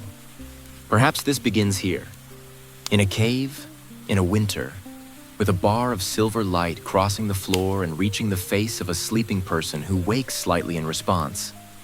Eyelids parting, eyes unfocused, receiving the light with the passive openness of a mind not yet fully assembled, and then carries whatever imagery that half-waking produced forward into the dream state waiting on the other side. The moon makes no particular case for itself.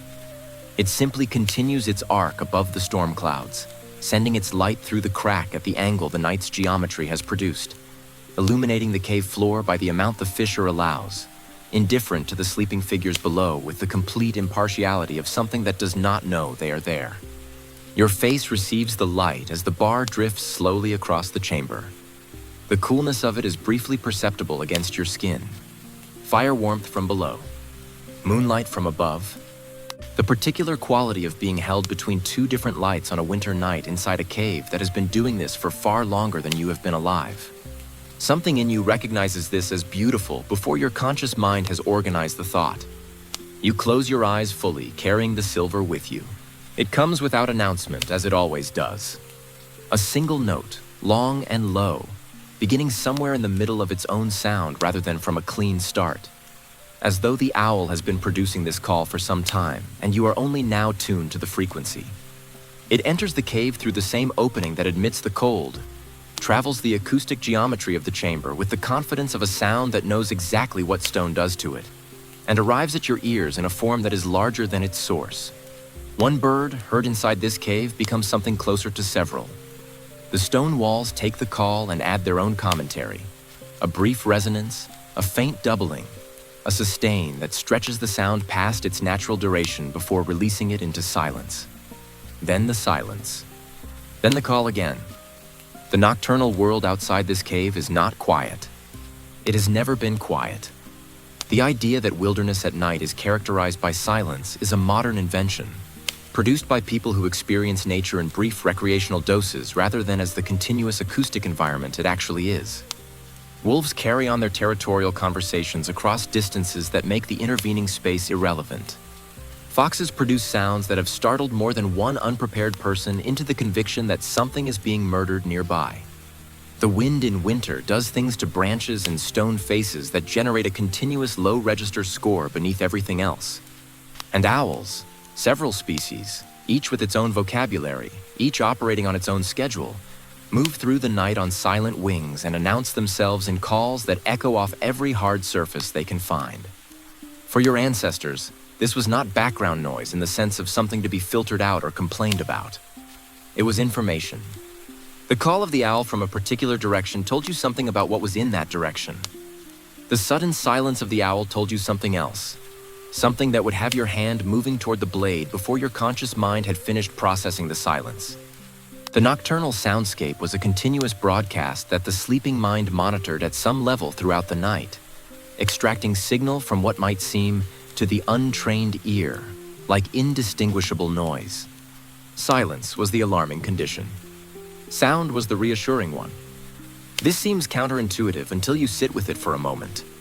In an environment populated by predators, the normal state is for everything that is not a predator to be making some kind of noise, moving through undergrowth, calling to its own kind, responding to the conditions of the night.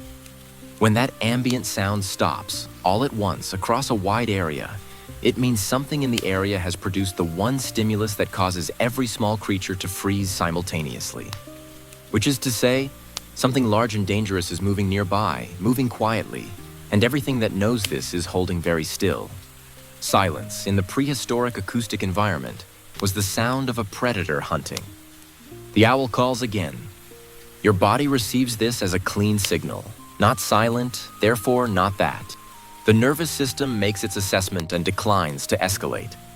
You remain in the warm, half-dream state you have been occupying, and the call folds into the cave's ongoing acoustic texture alongside the drip of water and the low pulse of the fire and the breathing of the people around you.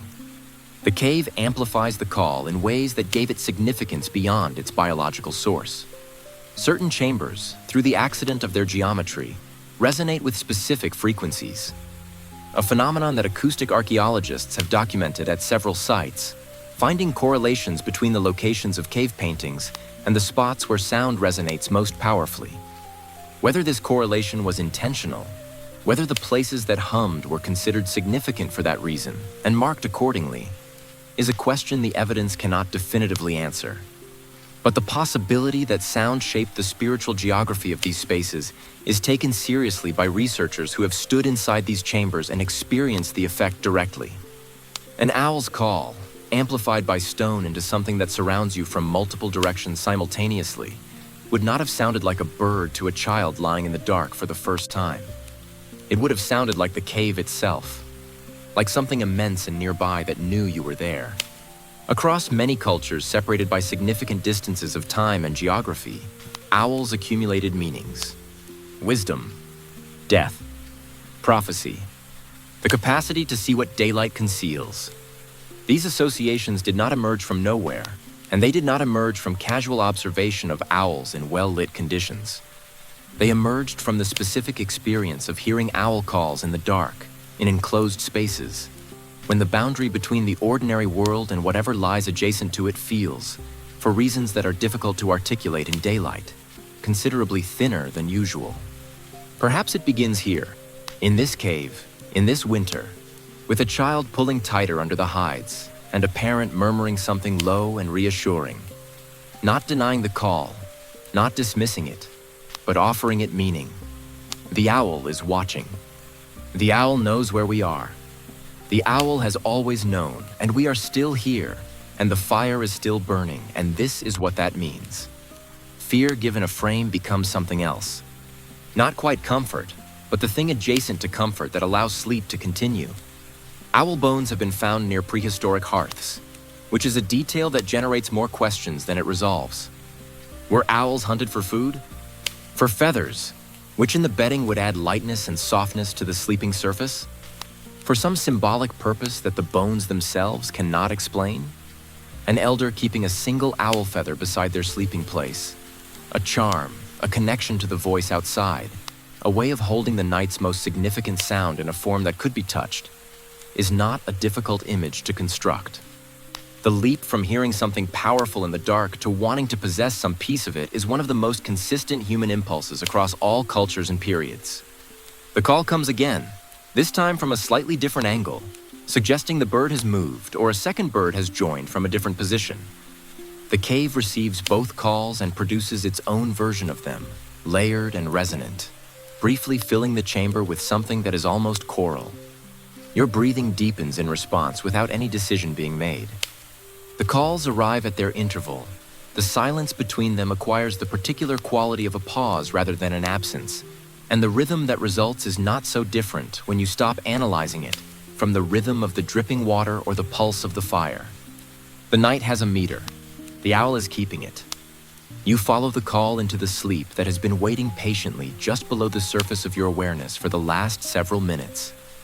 And the last thing you consciously register is the silence between one call and the next, which stretches just long enough to feel like an invitation before the next note fills it. Your stomach is making the particular kind of silence that follows a meal rather than the kind that precedes one, which is a distinction your body understands completely, even if the language for it does not exist yet.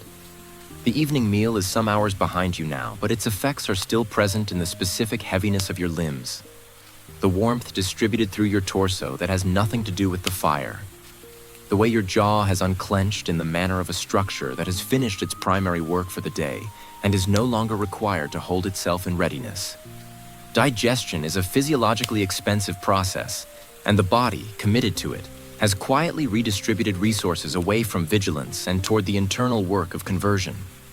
This is why large meals produce drowsiness, not as a side effect, as the intended outcome of a system directing energy toward where it is currently most needed. You ate well tonight, not by every standard.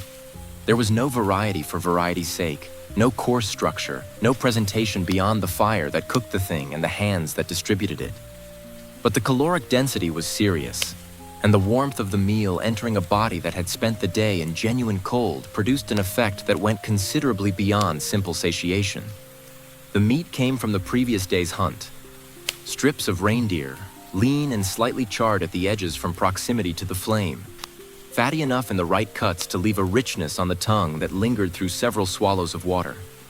Marrow bones were cracked with a hammerstone and the contents extracted with the focused attention that calorie-dense food earns in conditions where calories are genuinely difficult to come by. The marrow is extraordinary, dense and fatty and deeply flavored in a way that bears no resemblance to anything produced by an animal raised in comfortable conditions. This animal lived hard, and the effort is recorded in the quality of what it left behind. There were roots, bitter and fibrous, requiring genuine commitment to chew. Their earthy intensity offset by the fat of the meat in a combination that the tongue has learned to accept as a unit, rather than evaluating the components individually. Tubers stored since autumn, slightly wrinkled now, their water content reduced to a concentration that intensifies whatever flavor they originally possessed. And berries, saved from summer's abundance through some combination of drying and careful storage, a little sour, their sweetness muted but still present, their deep red-purple color still vivid in the firelight when someone produced them and distributed them in small handfuls to the group. Children received their handfuls and ate them with the unself-conscious intensity of people for whom this particular sweetness is a significant event in an otherwise savory season. Red staining at the corners of mouths. Fingers examined and then examined again, ensuring nothing was wasted. The analysis of prehistoric dentalware has produced a picture of these diets more complex and varied than the simpler narratives about prehistoric eating once suggested. Starch granules and plant fibers preserved in tooth surfaces alongside the bone fragments and animal protein evidence, confirming that the omnivorous flexibility that characterizes human nutritional biology was being exercised to its full range, even in conditions that might seem to favor dietary simplicity. People ate what the season and their own ingenuity allowed, which turned out to be more than casual observation would predict. Some of what was eaten alongside the meal may have been pharmaceutical in ways that no one at the table understood as pharmaceutical. Coprolite analysis, which is the scientific study of preserved ancient human waste, a research specialty that requires a particular personality type, has revealed traces of medicinal plants consumed alongside food at multiple sites. Yarrow, plants with mild sedative properties, compounds that ease respiratory irritation.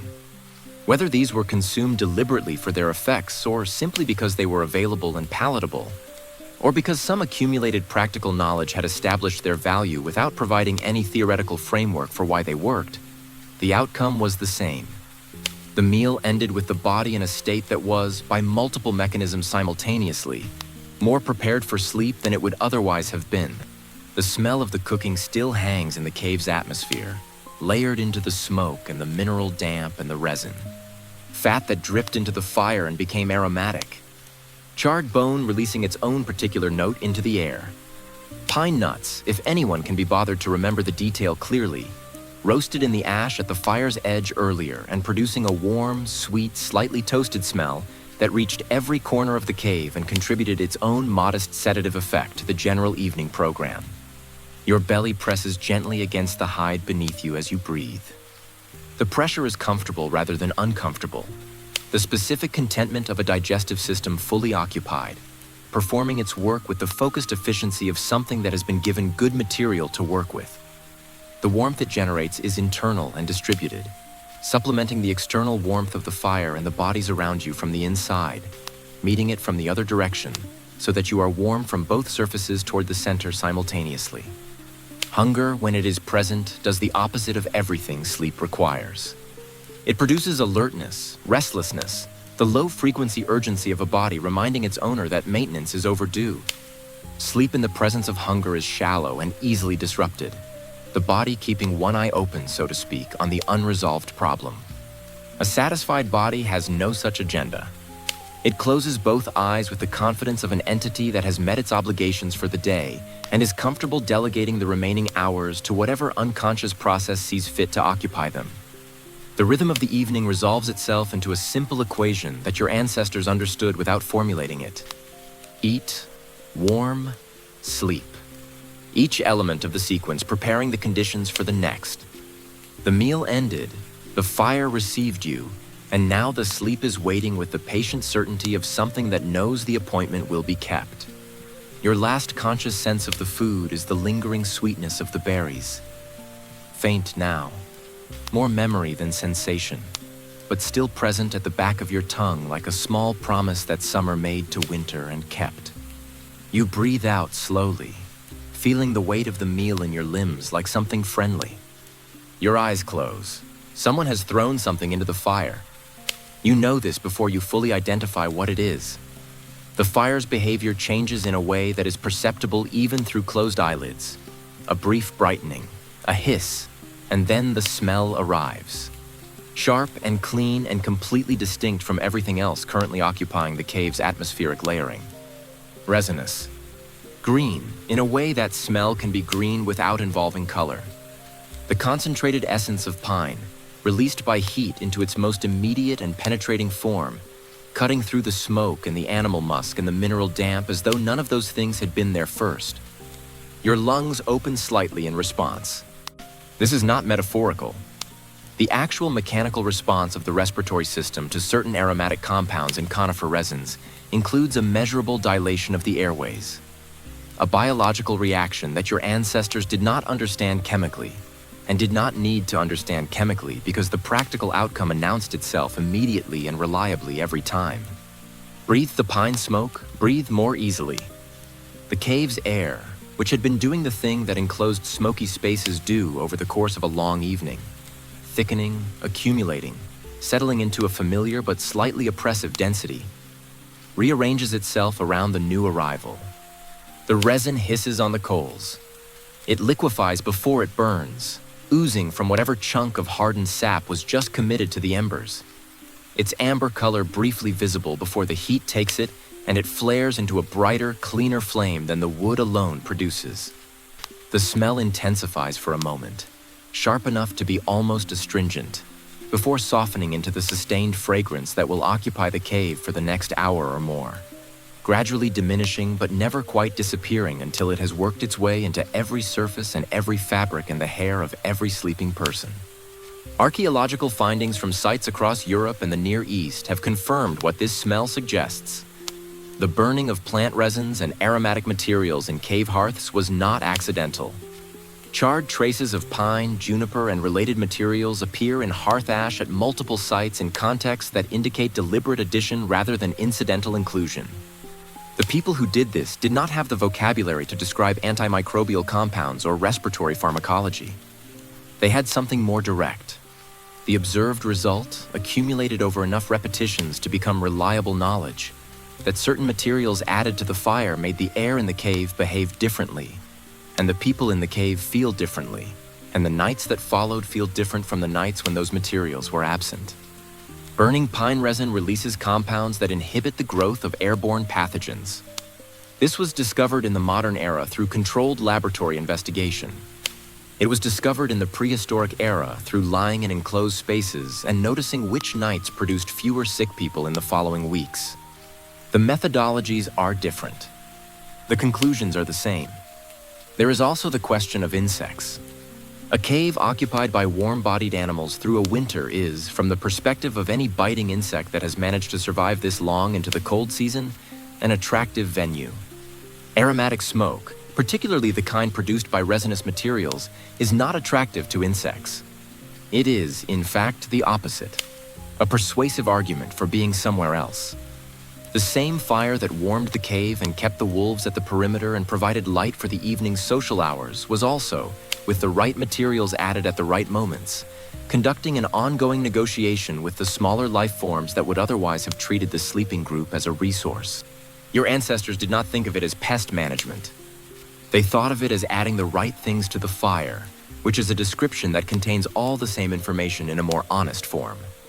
The smoke that reaches you now is different from the smoke that was reaching you an hour ago. Still smoke. Your eyes would confirm this if they were open and you directed them toward the ceiling, but carrying something within it that the plain wood smoke lacks. The pine moves through the cave's air with a slight astringency that registers at the back of the throat as almost medicinal before softening into something that is simply pleasant, simply clean, simply the smell of a living tree rendered into an ambient experience by fire and stone. Someone added sprigs of something to the bedding at some point in the recent past. You can detect it now that the resin smoke has cleared some of the heavier competing smells away. Something herbal, slightly floral, pressed into the layers of grass and hide beneath you. Yarrow, possibly, or something in the chamomile family, crushed slightly by the weight of the people who have been lying on it and releasing its fragrance gradually into the small climate of warmth, trapped between the bedding and the bodies above it. Insects do not find this appealing. You, lying with your face close to the source, find it almost excessively pleasant. Archaeologists have found exactly this at multiple sites. Sprigs of aromatic herbs pressed deliberately into bedding layers, their presence too specific and their placement too consistent to be accidental. People gathered these materials, carried them back to the cave, incorporated them into the sleeping surface with enough regularity that their traces survive in the archaeological record. This was not survival behavior in the narrow sense of preventing immediate death from cold or predation. This was comfort behavior. The pursuit of a sleeping environment that was better than the minimum required, because better than minimum was worth the effort of achieving it.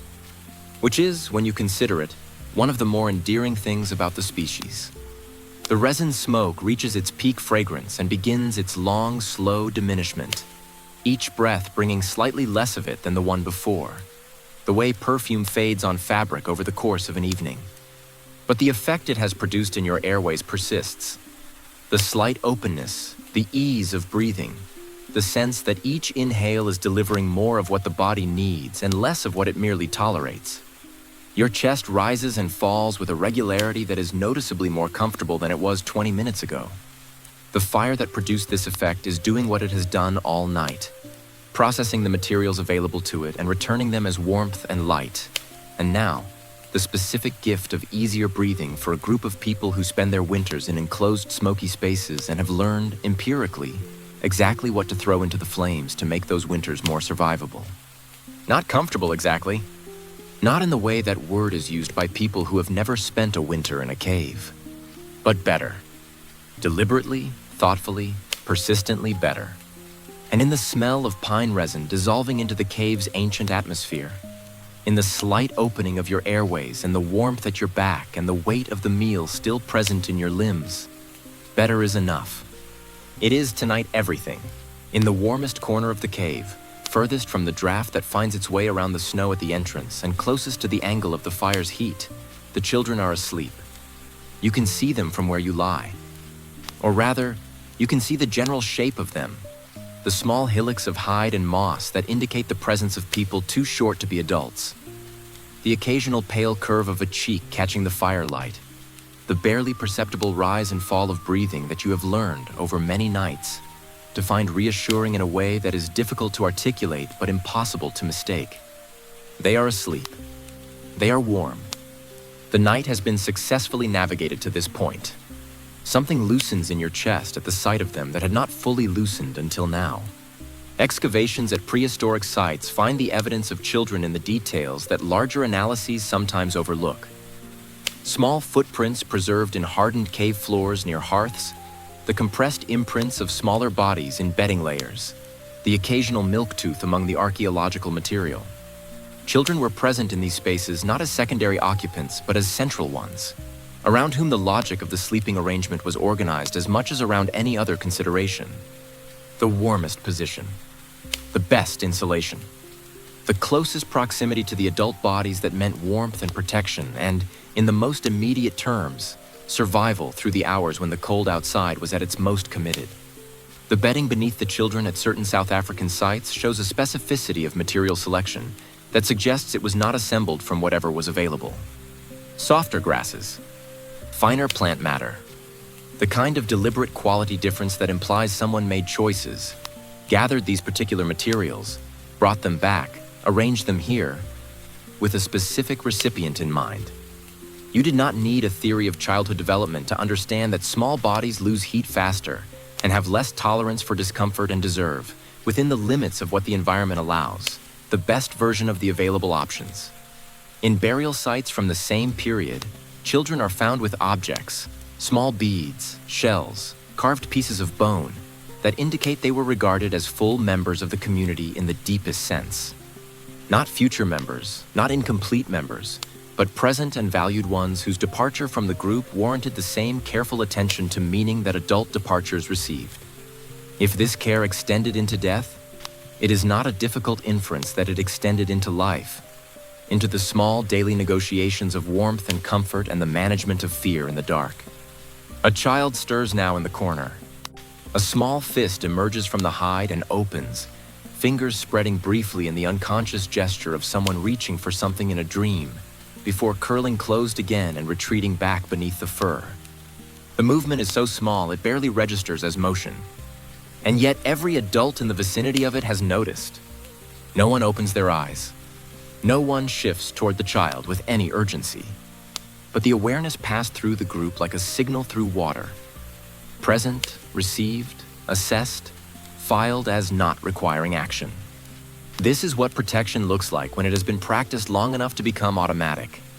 The stories told by this fire before sleep, the elder's tale of the great stag, the whispered explanations of what the shadows on the walls represent, the low murmured reassurances that the wolf will not cross the fire, were told primarily for the children. Not exclusively. Adults needed the stories too, needed the meaning-making and the rhythm and the specific comfort of a familiar narrative delivered in a familiar voice at the end of a hard day. But the calibration of those stories, the way they took the sharp edges of the actual world and wrapped them in just enough myth to be manageable, was calibrated for minds that were still building their models of what the dark contained and how much of it to fear. The predator became a creature that bowed to the strength of the stag. The shadow on the wall became a spirit that watched over the sleepers rather than threatening them.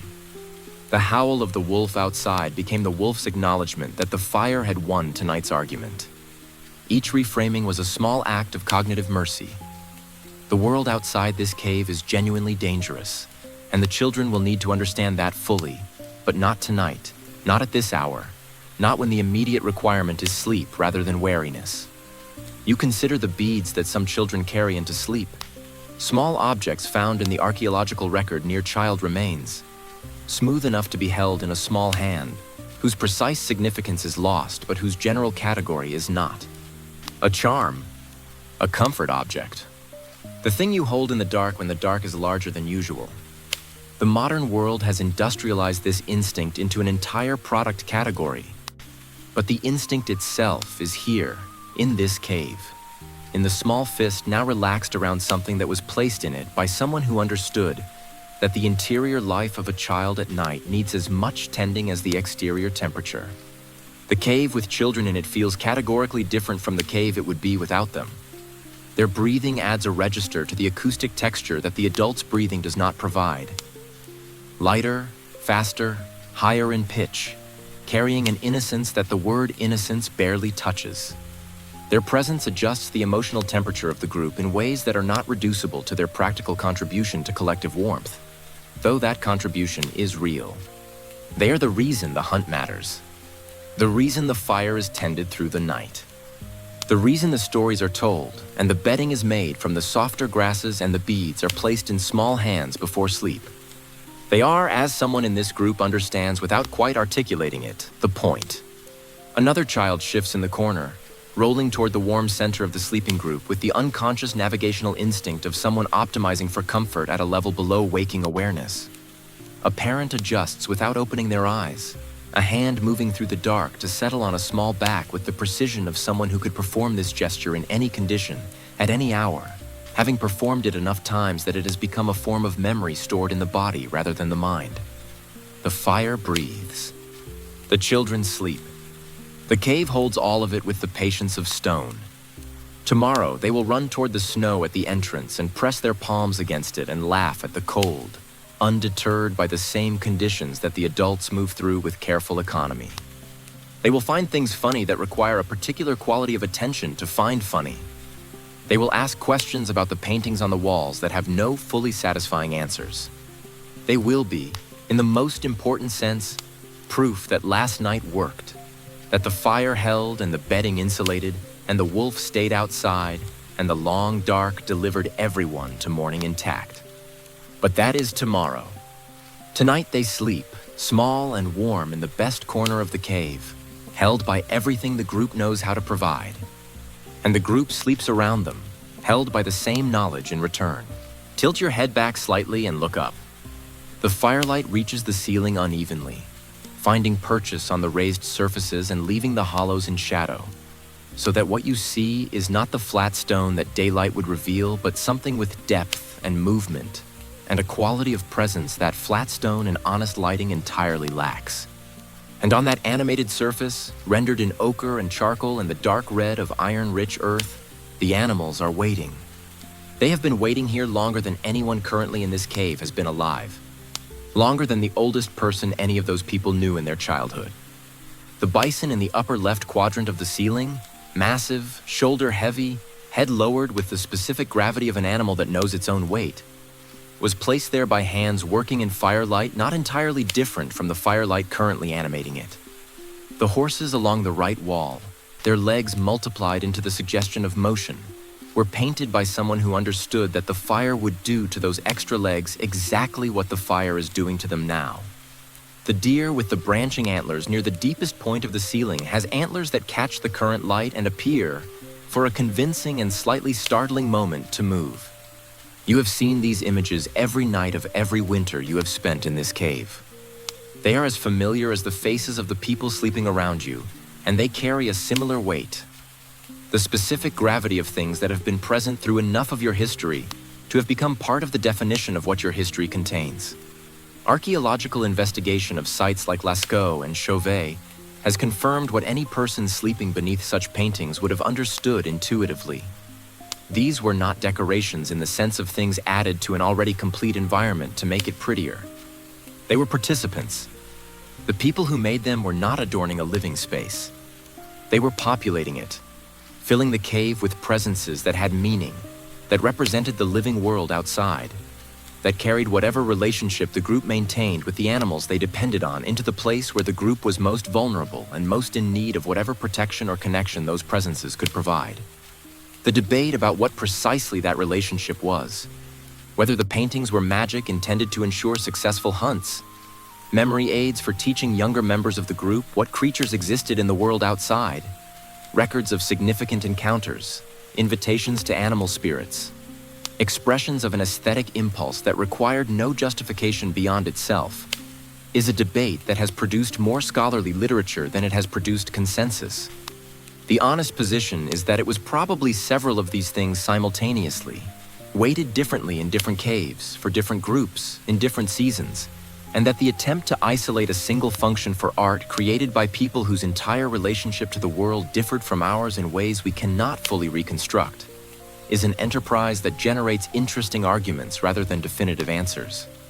What can be said, without overreaching, is that the paintings created an atmosphere, that sleeping beneath them was a different experience from sleeping beneath blank stone, that the presence of the bison overhead changed the quality of the night in a way that was felt rather than analyzed, in the way that the presence of significant things is always felt rather than analyzed when you are in their proximity.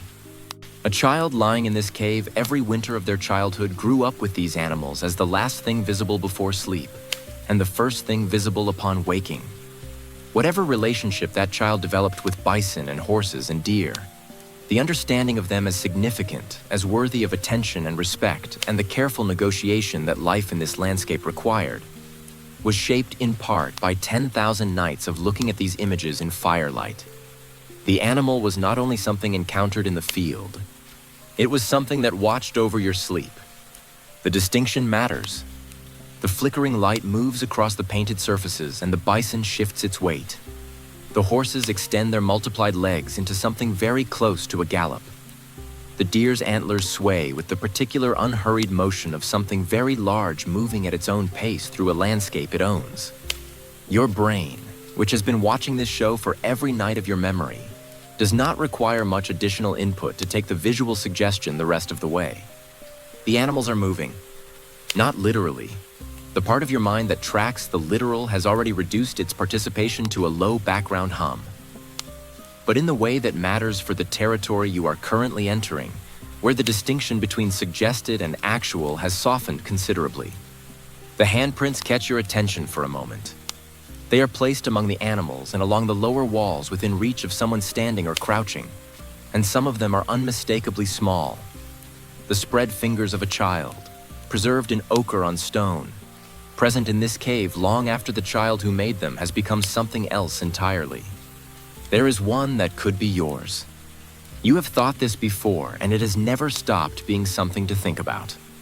To sleep beneath your own mark on a wall is to sleep beneath proof that you were here, that you existed in this specific place, that the cave received the impression of your presence and kept it. The modern equivalent would require considerable effort to arrange and would probably violate several building codes.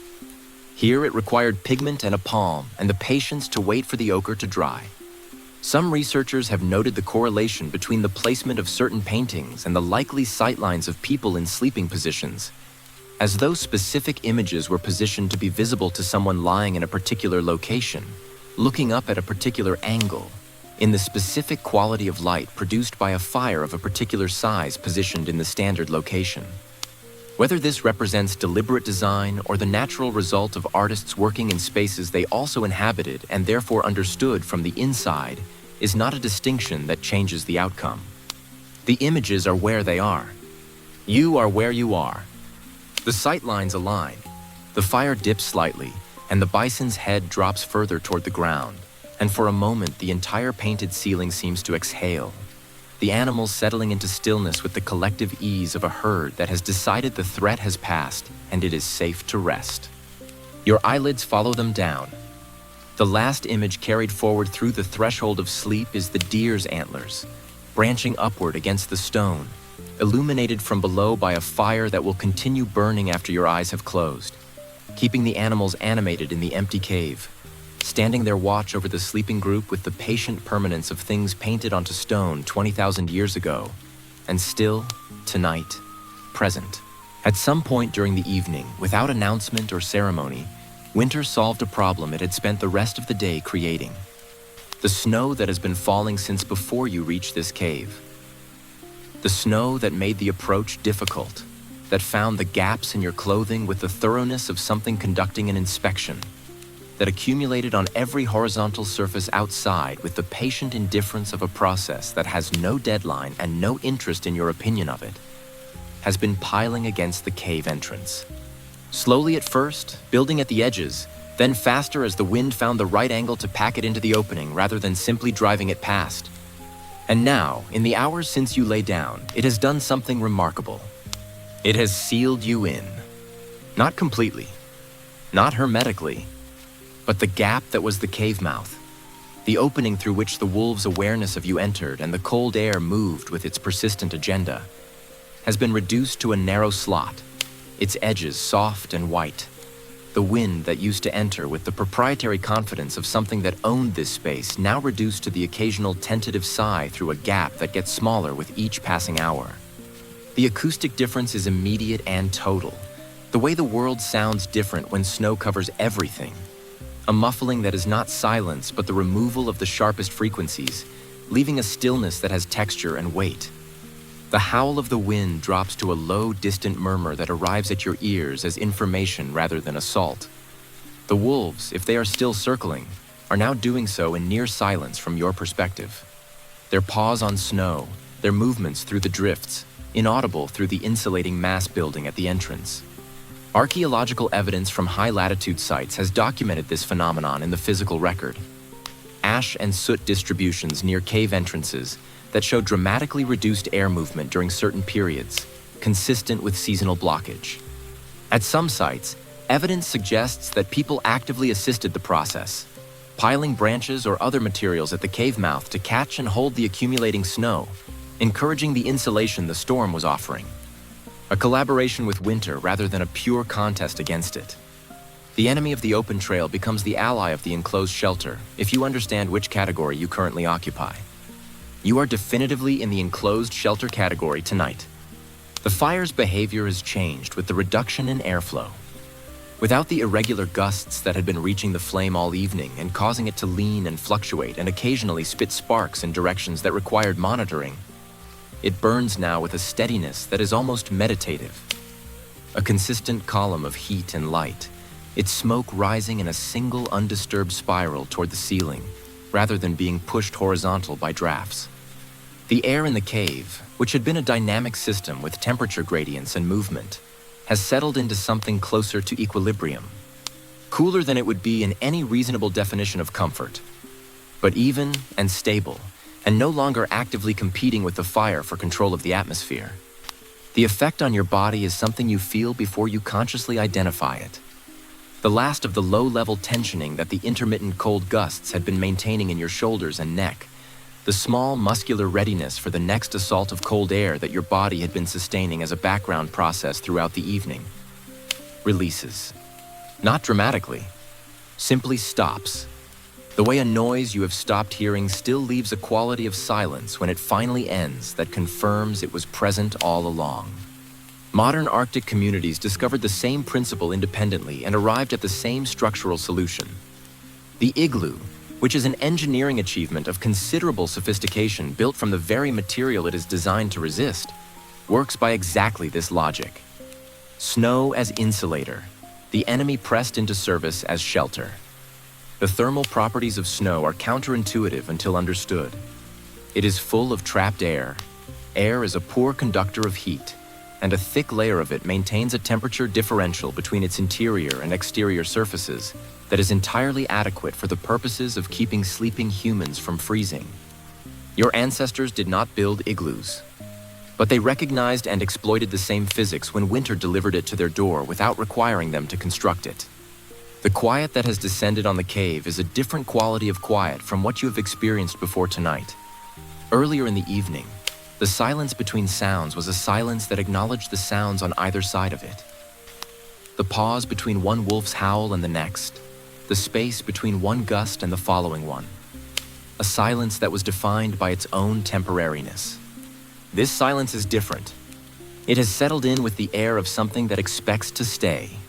Inside that silence, you become aware of things that the earlier noise was covering. Your own heartbeat, which has always been there but now seems louder, its rhythm filling the acoustic space that the wind vacated. The breathing of the people around you, each exhalation a small event in a quiet room. The fire's voice, which you can now hear in its subtler registers. The tick of wood grain responding to heat, the soft collapse of ash, the occasional crystalline sound of resin still working its way through the grain of a log before the heat reaches it. There is a psychological dimension to being sealed in that cuts two ways simultaneously, and it is worth acknowledging both. The relief is genuine, a measurable easing of something that functions like vigilance, the awareness that the most accessible entry point for danger has been substantially narrowed. The disquiet is also genuine, a faint, persistent awareness that the world outside is now at several removes rather than one, that the exit you would need in an emergency would require excavation rather than simply running. Your ancestors, who were not sentimental about survival calculations, presumably felt both responses and made the same determination you are making now. The warmth and quiet outweigh the confinement. The storm is the greater threat, and the snow at the entrance is doing more good than harm. It will melt in the morning, or someone will clear it. The exit is temporary and the insulation is temporary, and the particular quality of peace that has descended on this cave tonight is, like everything that has characterized tonight, entirely dependent on conditions that will not hold indefinitely. But they are holding now. The wolves are outside. The storm is outside. The cold that would, given access, dismantle everything you have built in here tonight is outside. And between you and all of it, the snow that winter deposited at your door, the same snow that made today's journey brutal and tomorrow's uncertain, is doing the one thing it is capable of doing that serves you rather than threatening you. It is keeping the outside out. You breathe the smoky, resin-scented, slightly stale, but entirely adequate air of the sealed cave, and feel the specific peace of a defended position, and let the muffled silence carry you the remaining distance to sleep. Here is the part no one mentions when they describe the deep ancestral wisdom of sleeping close to the earth. The earth is extremely hard. Not metaphorically. Not in the way that difficult experiences are described as hard as a literary device. The cave floor beneath the bedding, beneath the hides and the moss and the straw and the accumulated ingenuity of every person who has ever tried to make this surface more hospitable than it actually is limestone. Limestone is a sedimentary rock formed over millions of years under conditions that did not include any consideration of human comfort requirements. It does not yield. It does not adjust. It does not meet you halfway. It simply continues to be limestone, at limestone's hardness, for as long as you choose to lie on top of it. Your hip is aware of this. It has been conducting a low-level report on the situation for the last hour, escalating gradually from mild observation to pointed commentary to the kind of sustained protest that is difficult to ignore even in a state of considerable drowsiness. Your shoulder has filed a supporting document. Your lower back, which spent the day bent over the work that winter requires and was hoping for a recovery period that this sleeping surface is not fully equipped to provide, is making its position known with the steady persistence of something that has given up expecting results but continues on principle. Archaeological examination of prehistoric skeletal remains has found the physical record of exactly this. Arthritic changes in joints, compressed vertebrae, bone growths that indicate years of sustained mechanical stress. These were not the bodies of people who slept on surfaces that accommodated them. They were the bodies of people who slept on surfaces that didn't, and adapted, and continued, and showed up the next morning anyway. The archaeology of prehistoric health is, in certain respects, an archaeology of endurance. Not the dramatic endurance of facing down predators or surviving storms, but the quieter, more persistent endurance of a body that agrees every single night to rest on stone and rises every single morning to do what the day requires. The bedding helps. It helps significantly. The difference between the stone floor with these layers of hide and moss and straw and the stone floor without them is the difference between manageable discomfort and genuine inability to sleep. And the people who assembled this nest were not the first people to assemble it. They inherited the knowledge of what materials worked, how thick the layers needed to be, what the optimum arrangement was for different body configurations, the way you inherit any practical knowledge that has been refined by enough consecutive failures to reach something that actually functions. But the stone is still there, under all of it, patient and permanent, pressing back with the mild indifference of something that will still be here when every other element of this night has dissolved into the past. At certain sites, archaeologists have found objects near human remains that have been tentatively identified as head supports. Smooth, flat stones, shells, pieces of bone curved in ways that suggest placement rather than coincidence, positioned where a head or neck would rest. Whether these were practical solutions to the problem of sleeping on uneven ground, or objects of symbolic significance placed in death to mirror arrangements made in life, is not a question the evidence can settle. But the impulse the first interpretation implies is entirely recognizable. Someone identified the specific anatomical point where the stone's hardness was most acutely felt and introduced a modification designed to address it. Applied problem solving at its most fundamental. The world's first pillow, probably looked at by its inventor with approximately the same satisfaction you feel when a simple solution turns out to work. You shift your weight, redistributing the pressure from your hip to a point slightly posterior to it, and achieve approximately 40 seconds of relief before the new contact point begins its own assessment. This is the negotiation that occupies a significant portion of what appears from the outside to be sleep.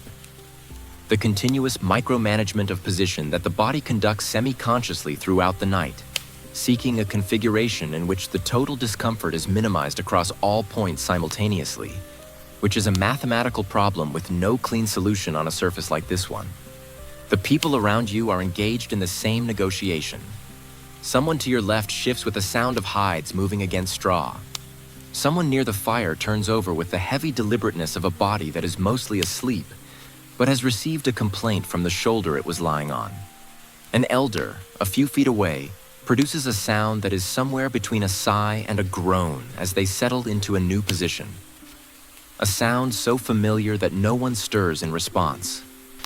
The group having long since incorporated this particular noise into the acoustic background of shared nights. There is a possibility, raised in the experimental archaeology literature, of remedies that left no archaeological trace. Fat rubbed into aching joints, animal fat, warm from proximity to the fire, its heat amplified by the friction of application. Stones heated in the coals and wrapped in hide before being pressed against the places where the pain was most specific. The existence of such practices cannot be confirmed from the physical record, because fat evaporates and heated stones are indistinguishable from unheated ones after 10,000 years. But the human impulse to address pain with whatever is available is so consistent across all documented cultures that its absence in this context would be the surprising finding. You imagine the heated stone, the specific relief of warmth applied directly to the place that needs it, the way the heat moves through tissue and the muscles soften in response, and the ache steps back from sharp to dull, and from dull to manageable, and from manageable to something you can sleep through. In the morning, the ache will still be there. It will be there the morning after that. It will be there in the skeletons that archaeologists examine thousands of years from now, written into the calcium and phosphate of bone with the permanence that only persistent stress can achieve. These bodies did not escape the hardness of the ground. They absorbed it over years into their physical structure and continued. The secret, as best you can reconstruct it from the inside, is not to fight the discomfort as a problem requiring solution before sleep can begin.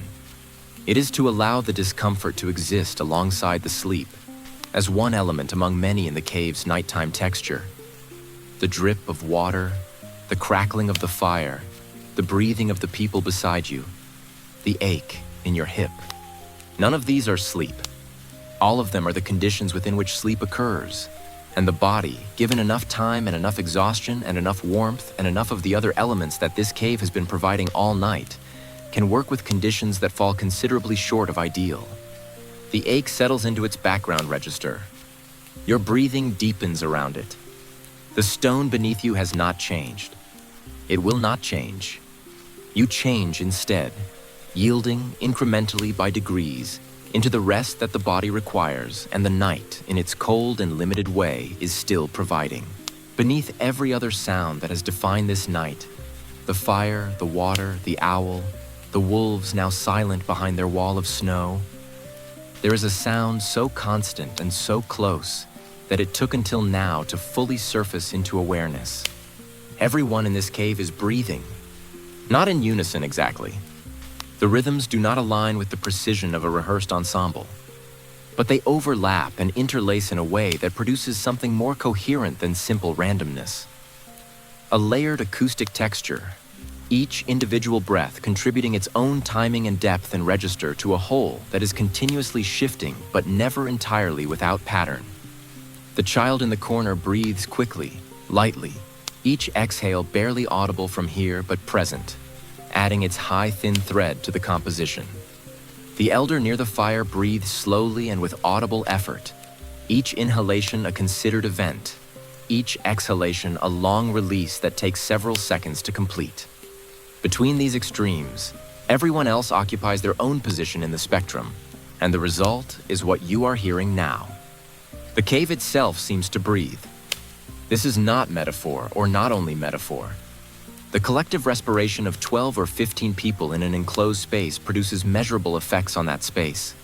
The oxygen content, the CO2 levels, the humidity, the temperature of the air itself, all influenced continuously by the biological processing being performed by every set of lungs in the chamber.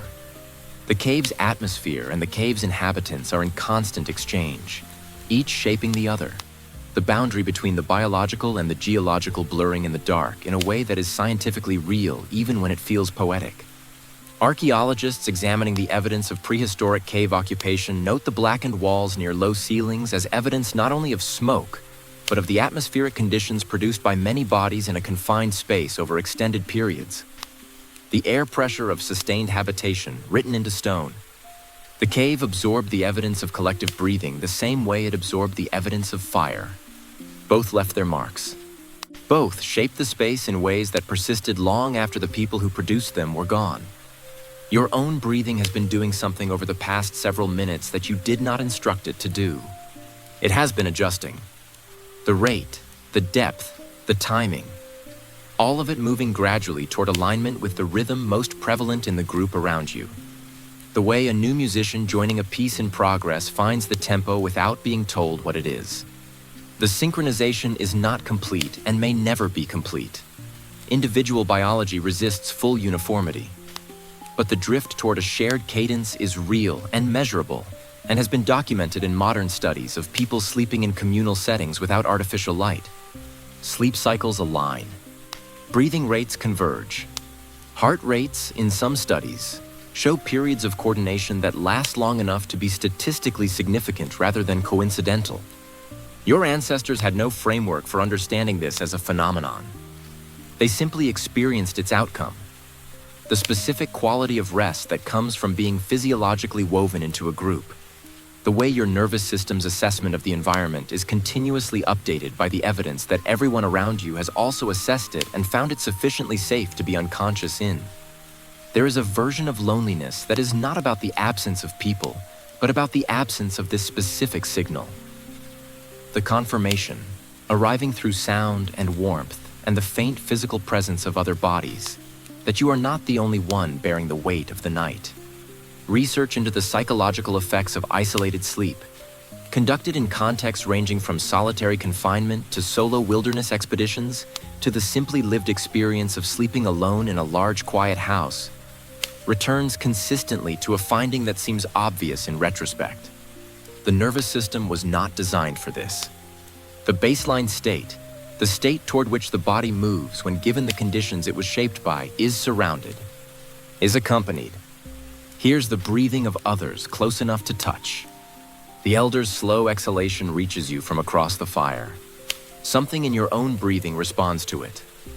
A slight deepening, a fractional slowing, a movement in the direction of the elder's rhythm that requires no decision and produces no awareness of itself until it has already happened. In some cultural traditions, breath was not a purely physical phenomenon. It was the medium of something that did not have a better word than spirit, the animating principle that distinguished the living from the unliving, carried in each inhalation and released in each exhalation, shared between people who breathed the same air over long periods in ways that made their spirits, by this logic, partially communal property.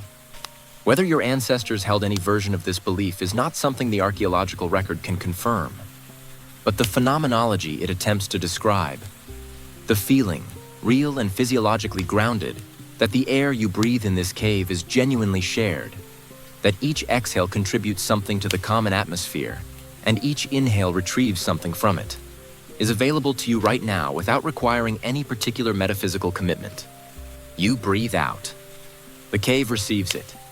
Someone else on the other side of the fire breathes in at approximately the same moment. Their body incorporates some fraction of what you released. The exchange is invisible and continuous and entirely unremarkable as individual events, and somehow, considered as a whole, the opposite of unremarkable. The child in the corner shifts slightly in sleep, the rhythm of their breathing briefly interrupted by the movement, then re-established at the same rate as before. The elder's chest rises and falls with the patience of something that has been performing this action for a very long time and has reached a relationship with it that resembles equanimity. The fire breathes in its own way, consuming oxygen and releasing carbon and heat, participating in the cave's respiratory system from the other side of the biological boundary. Everything in this cave is engaged in some form of exchange with everything else. Heat moving between bodies and air and stone. Moisture cycling between breath and walls and bedding. Sound passing from source to surface to ear and back. The cave is not a container.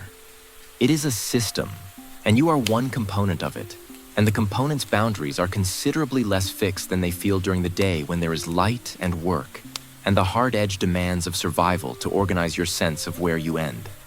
In the dark, breathing the shared air, feeling the warmth of bodies that are close enough that the distinction between their warmth and yours has become academic. The boundaries soften. Your breathing deepens once more, joining the larger rhythm, and the thought that accompanies it is the last organized thought before the thinking stops entirely. We breathe. Therefore we rest. The breathing has almost settled into full silence when the voice begins. It is so quiet at first that you are not certain it is a voice. It could be the fire finding a new register, or the cave doing something with the wind outside, or the particular auditory experience of a mind on the edge of sleep generating its own content and attributing it to the external world. But it continues, and it has the specific cadence of intention behind it, the rhythm of words chosen rather than sounds produced, and gradually you understand that someone is speaking. The elder. Of course, the elder. The voice is low enough that it is almost part of the cave's ambient texture. Not projected, not performed, but released into the space at a volume calibrated for people who are already close and already quiet, and already disposed to receive what is being offered. It carries the particular quality of a voice that has told this story many times, not worn smooth by repetition into something mechanical, but deepened by it. The way a path through a forest becomes more defined with each passing without losing the sense of the trees on either side. Oral storytelling is among the oldest documented human behaviors, reconstructed through the ethnographic study of hunter-gatherer societies that survived into the modern era and through the internal logic of a species whose social complexity would be difficult to account for without some mechanism for transmitting information, values, and accumulated knowledge across generations in the absence of writing.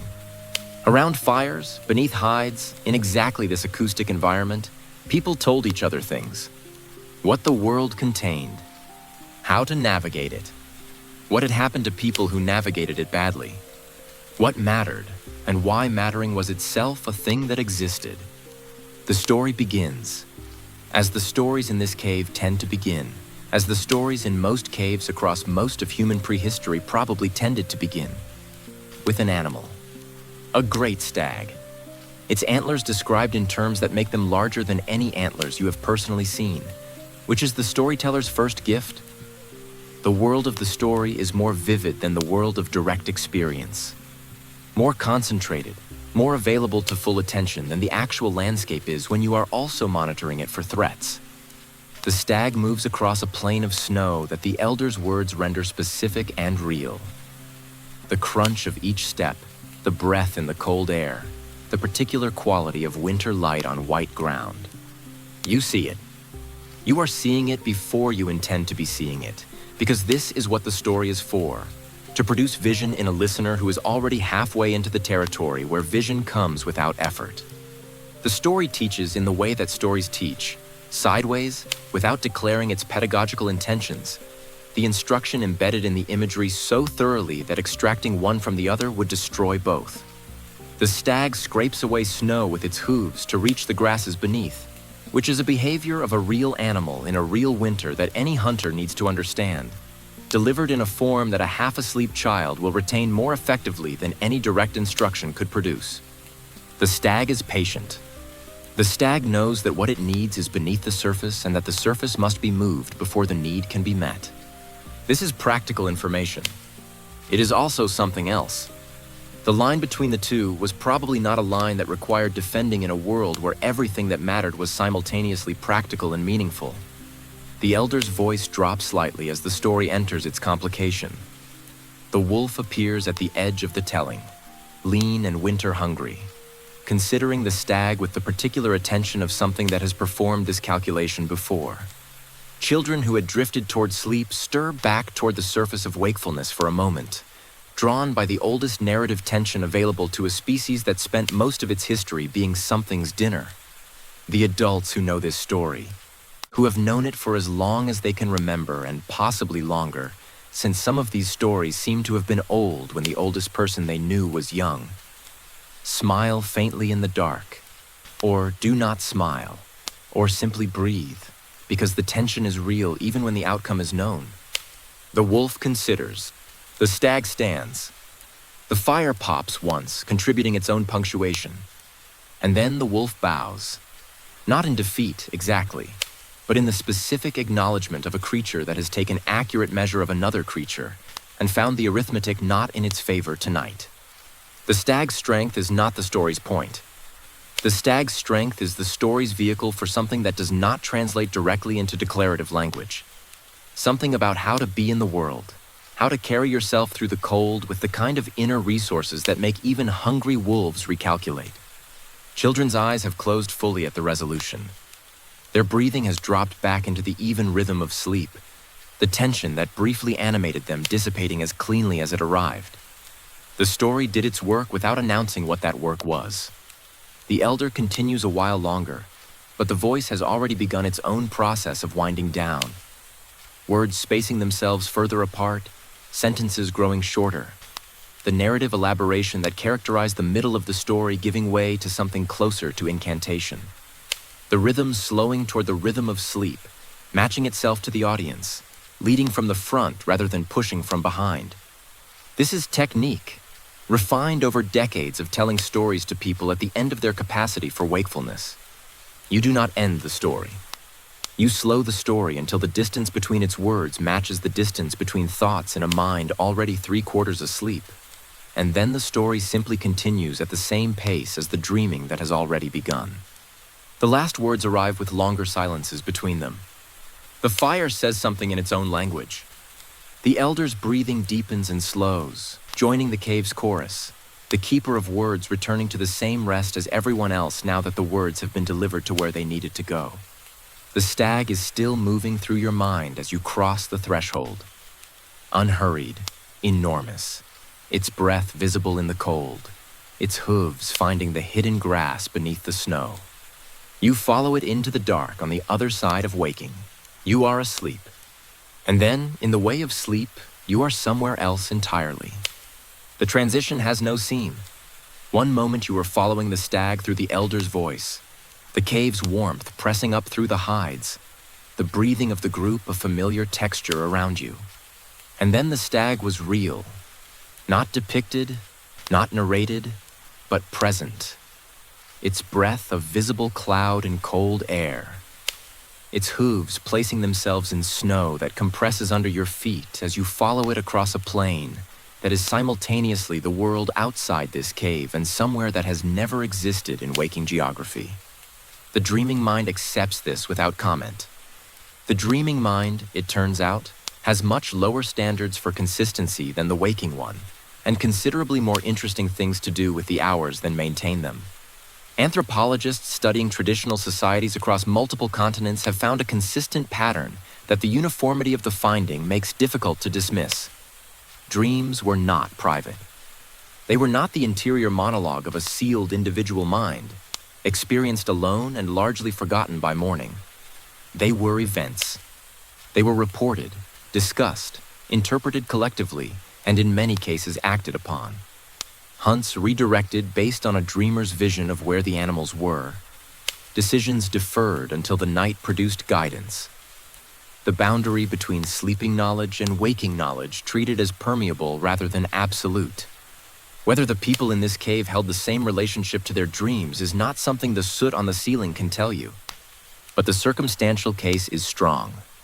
The long winter nights that stretched the available dreaming time far beyond what a modern schedule permits.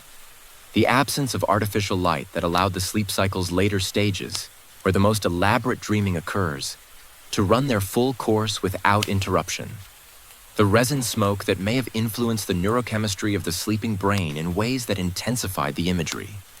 The painted walls and the elder's story, both providing specific visual and narrative content to seed the dreaming mind before it went where it was going to go.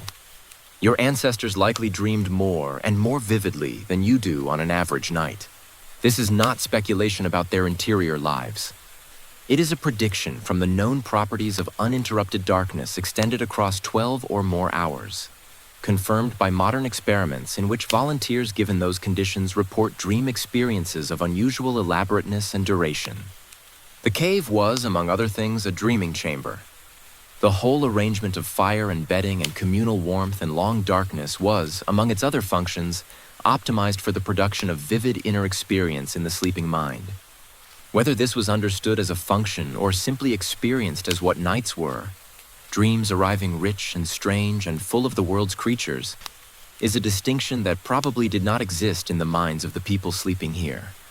Dreams were part of what the night produced, the way warmth was part of what the fire produced. You did not theorize about them. You brought them back in the morning and laid them alongside the morning's other information, and the group decided together what they meant. In your dream, the stag has led you somewhere.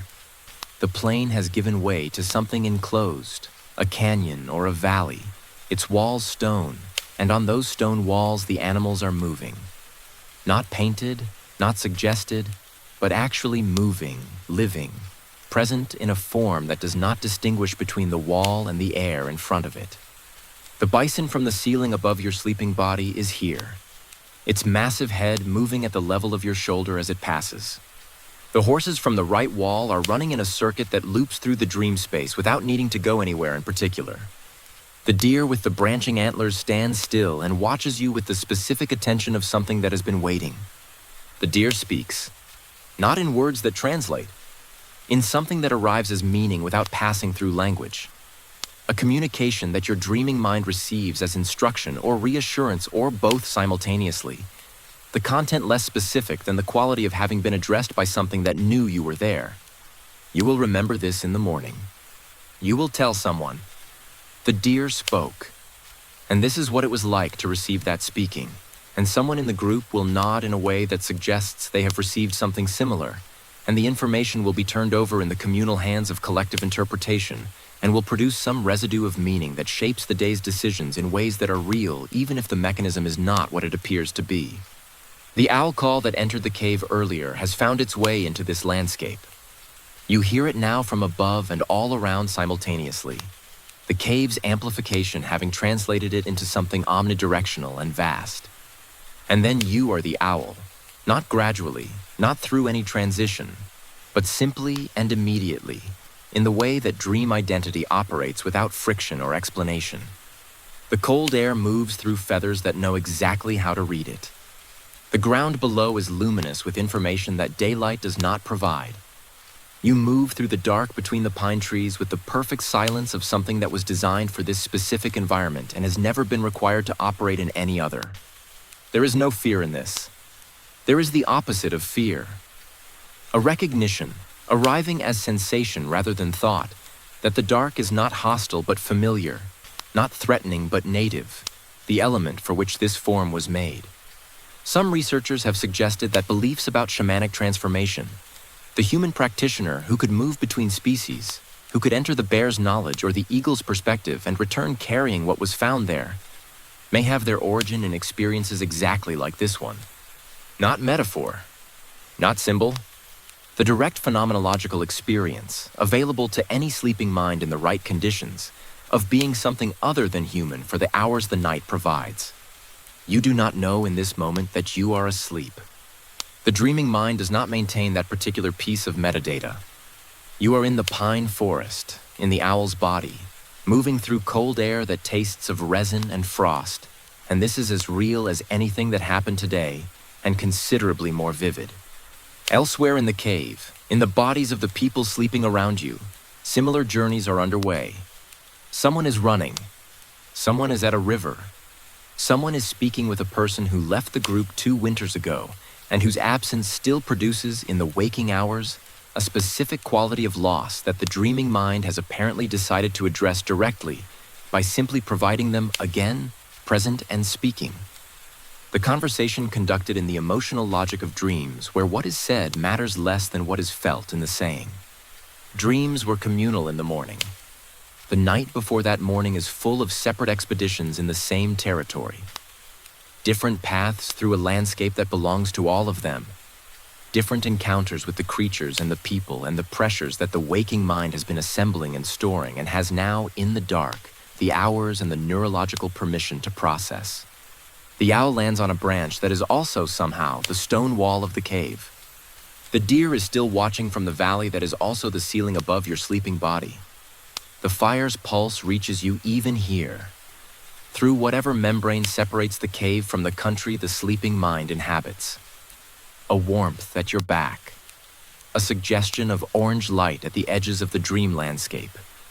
The cave's presence maintained even in the place where the cave cannot follow. You are held at both ends of the threshold simultaneously. The dreaming continues, rich and strange and full of the world, for as long as the night allows. You surface, not dramatically, not with the abrupt displacement of a nightmare or the sharp recall of a sound that does not belong.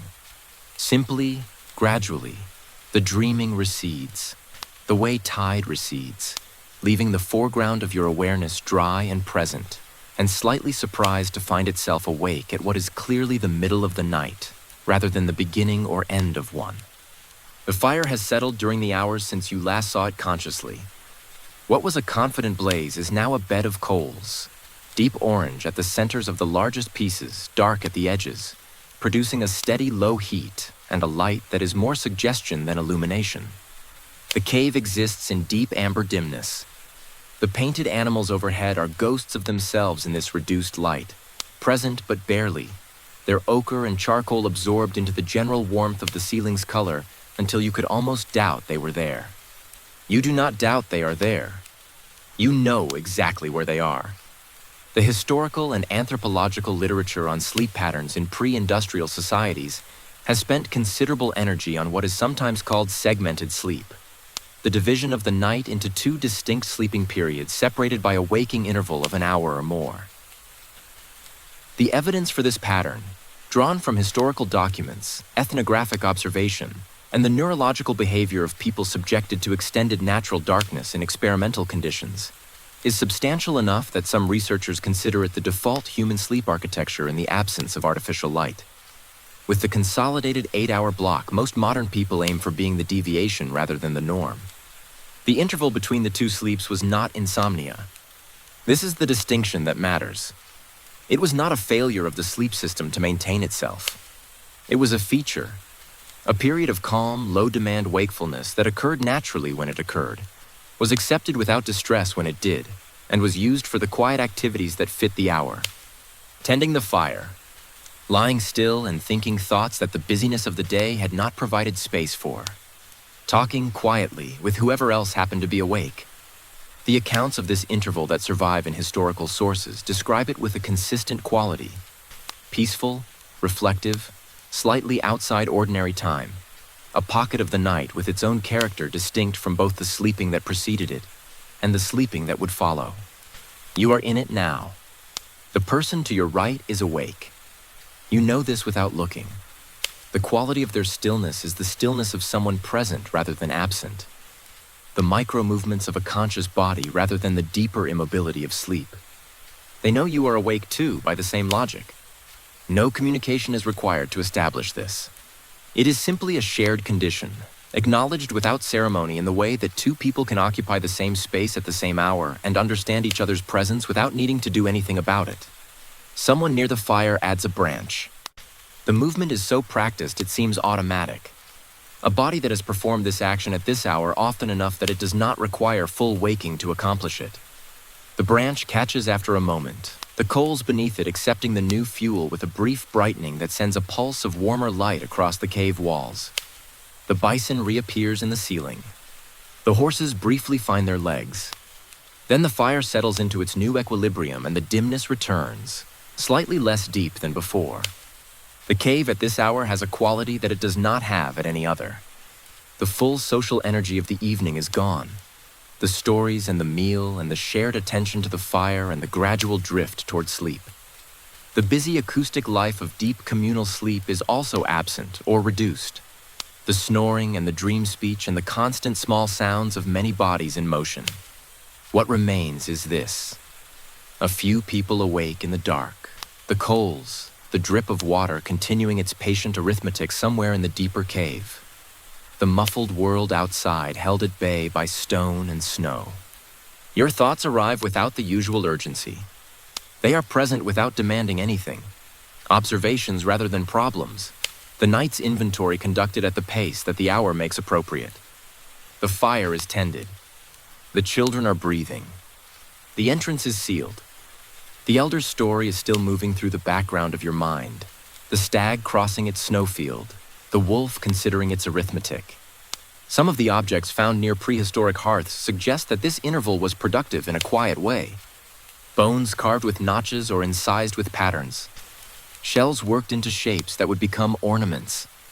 The small, detailed work that requires concentration but not strength, that can be conducted in low light with familiar materials, that fills the hands while the mind moves at its own pace. You imagine the elder carving into bone in this same low amber light, their hands finding the rhythm of the tool without needing full attention, their thoughts elsewhere or nowhere in particular in the specific freedom that the middle of the night provides to minds not yet returned to sleep but no longer required to be sharply present. The person to your right exhales slowly. Not a sigh exactly. Something quieter than a sigh. An exhalation with no particular message in it beyond the ongoing confirmation of continued presence. You receive it as what it is.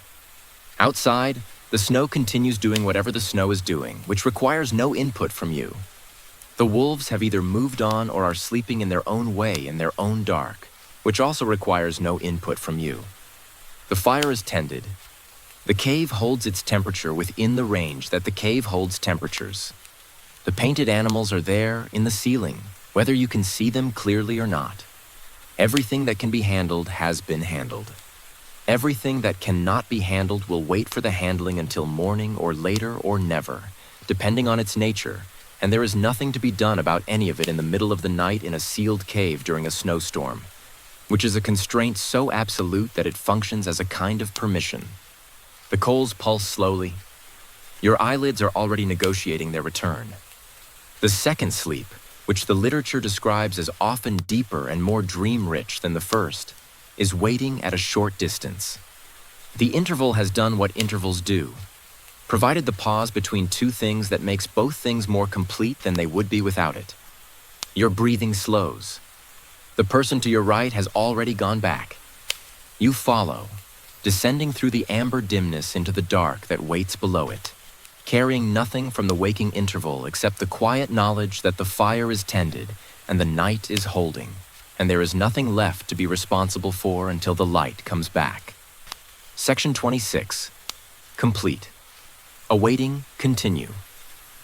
Fidii. Section 27. The sound of everyone sleeping. The second sleep has delivered you back to the surface again, briefly, in the way it occasionally does. Not fully, not with any urgency, just enough that your awareness reassembles itself sufficiently to register the immediate environment before the current pulls you back down. And what the immediate environment is offering in considerable abundance is noise.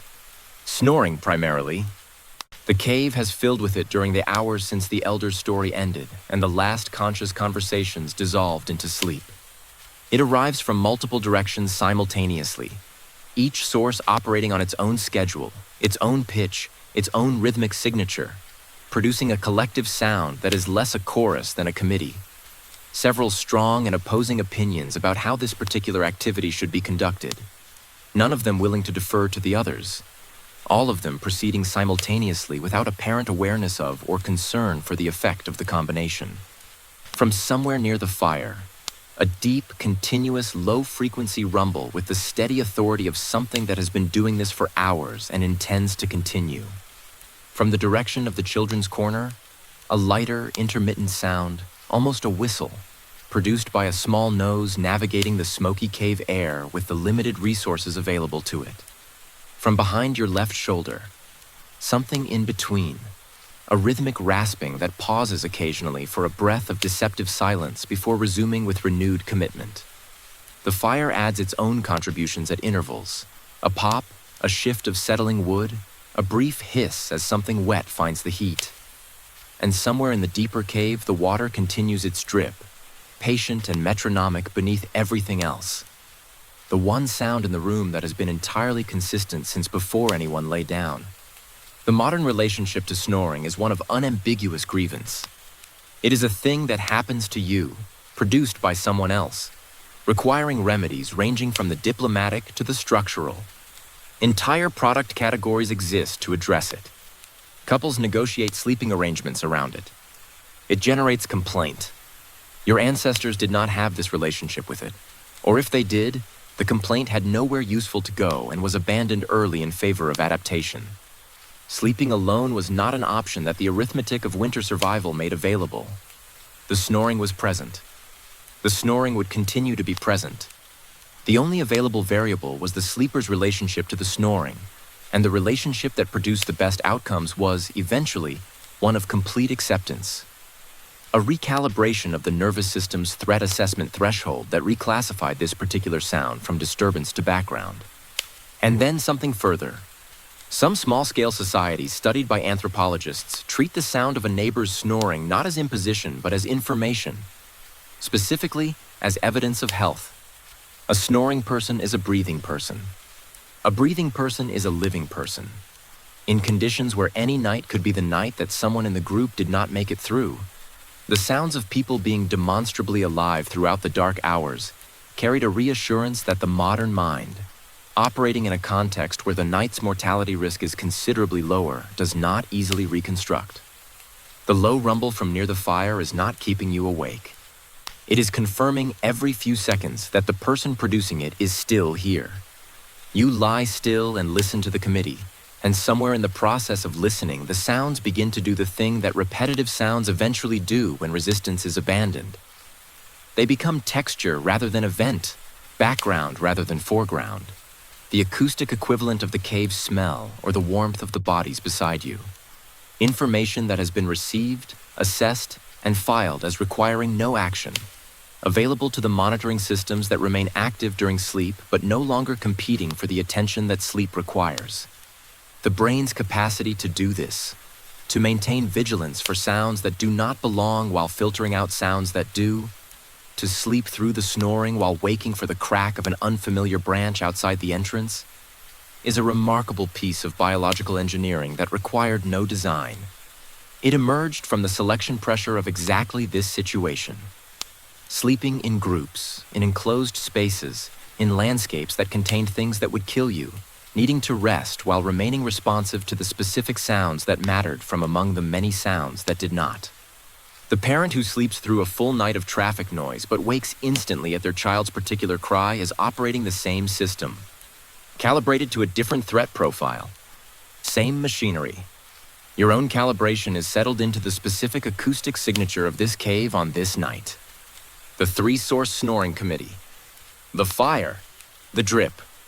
The occasional sound of someone shifting in their sleep, hide sliding against straw with a susurration that has become as unremarkable as breathing. These are all known, classified, permitted. It occurs to you in the loose associative way that thoughts arrive when sleep is close, that your dreams tonight have probably been noisier than you realized. The research on this is genuinely interesting. The consistent finding that sounds in the sleep environment influence the content of dreams, that the snoring of a companion can be incorporated into dream imagery as thunder, as drums, as the sound of a river, as whatever the dreaming mind decides to do with a rhythmic low-frequency input that it cannot ignore but needs to account for. Tonight, your dreams were populated with animals. Some of those animals were large. Some of those large animals made sounds. It is possible that the distinction between the dream's sound design and the cave's ambient noise was not as clean as the dreaming mind presented it. The committee near the fire shifts slightly. Two of the three sources pause simultaneously, producing a moment of comparative quiet that is itself almost startling. The absence of something so constant that its presence had become structural. Then both resume, slightly out of phase with their previous relationship to each other, producing a new combination that will persist until the next unconscious adjustment reconfigures it again. You are smiling faintly in the dark. This is not a response you planned. It arrived on its own, produced by something in the situation that registers as absurd in the specific way that completely inevitable things become absurd when examined directly. There's nothing to be done about the snoring. There never was. The cave is full of sleeping people, and sleeping people snore, and the cave's acoustics ensure that every snore is delivered to every ear with excellent fidelity. And this is simply the sound of everyone surviving the night together, which is, considered from a sufficient distance, exactly what it is supposed to sound like. The drip continues below the committee. The fire settles into a quieter phase. Your eyelids, which floated up long enough to register all of this, are making their way back down with the unhurried confidence of something that knows where it is going. The sound surrounds you, imperfect and alive and completely reliable. You let it carry you back down. The second sleep has delivered you back to the surface again, briefly, in the way it occasionally does. Not fully, not with any urgency, just enough that your awareness reassembles itself sufficiently to register the immediate environment before the current pulls you back down. And what the immediate environment is offering, in considerable abundance, is noise. Snoring, primarily. The cave has filled with it during the hours since the elder's story ended, and the last conscious conversations dissolved into sleep. It arrives from multiple directions simultaneously, each source operating on its own schedule, its own pitch, its own rhythmic signature, producing a collective sound that is less a chorus than a committee. Several strong and opposing opinions about how this particular activity should be conducted, none of them willing to defer to the others, all of them proceeding simultaneously without apparent awareness of or concern for the effect of the combination. From somewhere near the fire, a deep, continuous, low-frequency rumble with the steady authority of something that has been doing this for hours and intends to continue.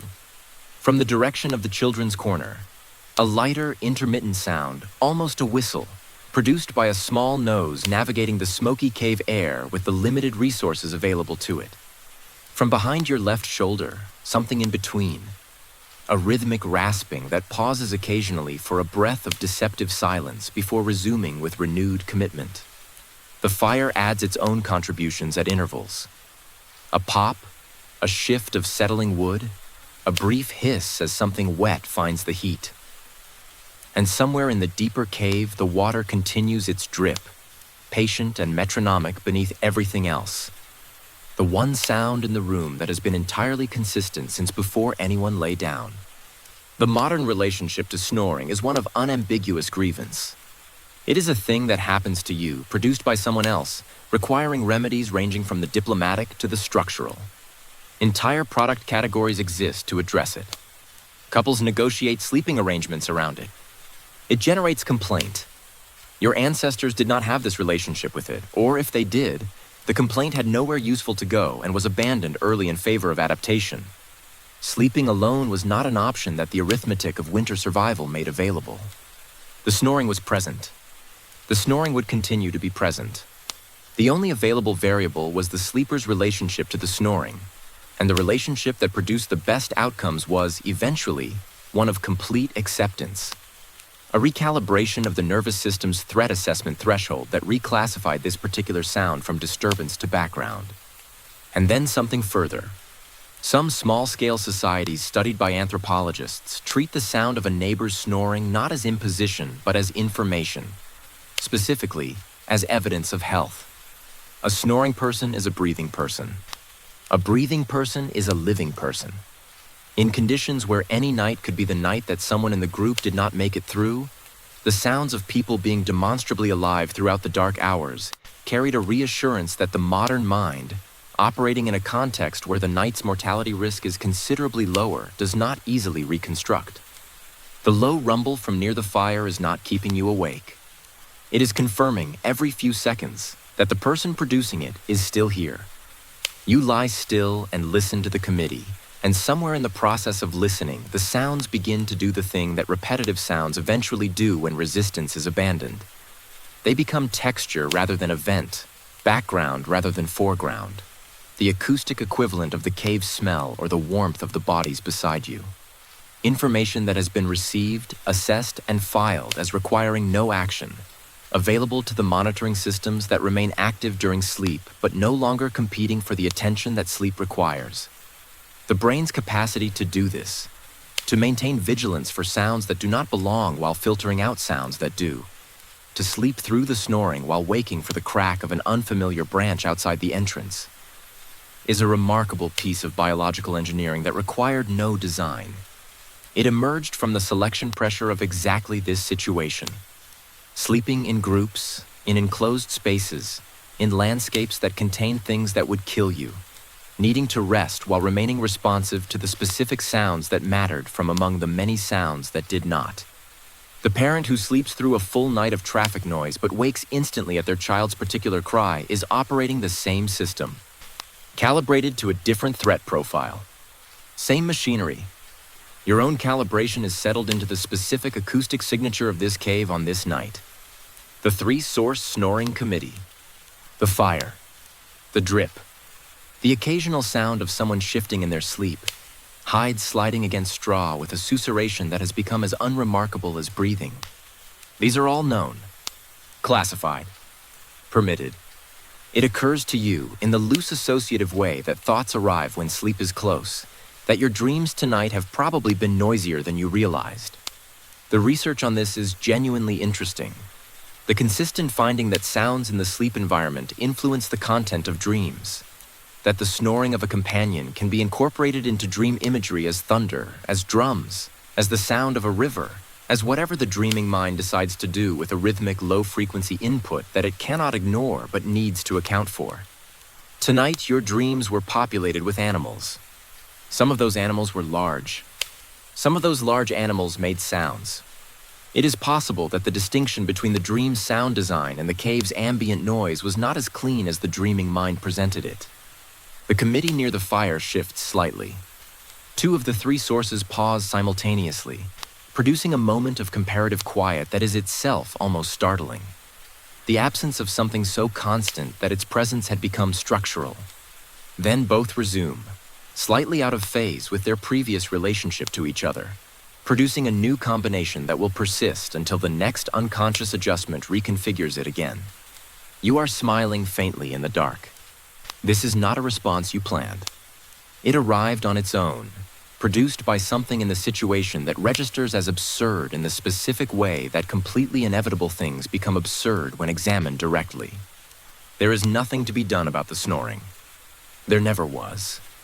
The cave is full of sleeping people, and sleeping people snore, and the cave's acoustics ensure that every snore is delivered to every ear with excellent fidelity, and this is simply the sound of everyone surviving the night together, which is, considered from a sufficient distance, exactly what it is supposed to sound like. The drip continues below the committee. The fire settles into a quieter phase. Your eyelids, which floated up long enough to register all of this, are making their way back down with the unhurried confidence of something that knows where it is going. The sound surrounds you, imperfect and alive and completely reliable. You let it carry you back down. Somewhere in the hours since you last surfaced, the sleeping group has rearranged itself. This is not unusual. It happens every night, conducted entirely without waking. The continuous slow choreography of bodies seeking the optimal configuration for warmth and comfort within the constraints of shared space and shared coverings. Each adjustment rippling outward through the nest and producing compensatory adjustments in the people adjacent to it, who produce their own adjustments, which ripple further. By morning, the group will have collectively traveled considerable distances from its starting positions without anyone having been awake to authorize the movement. You are currently in contact with 3 other people simultaneously. Your back, which you turned toward the fire at some point during the second sleep, is pressed against a warm surface that is unambiguously another person. The specific yielding quality of a body, the warmth that no hide produces on its own, the faint movement of breathing transmitted through the contact.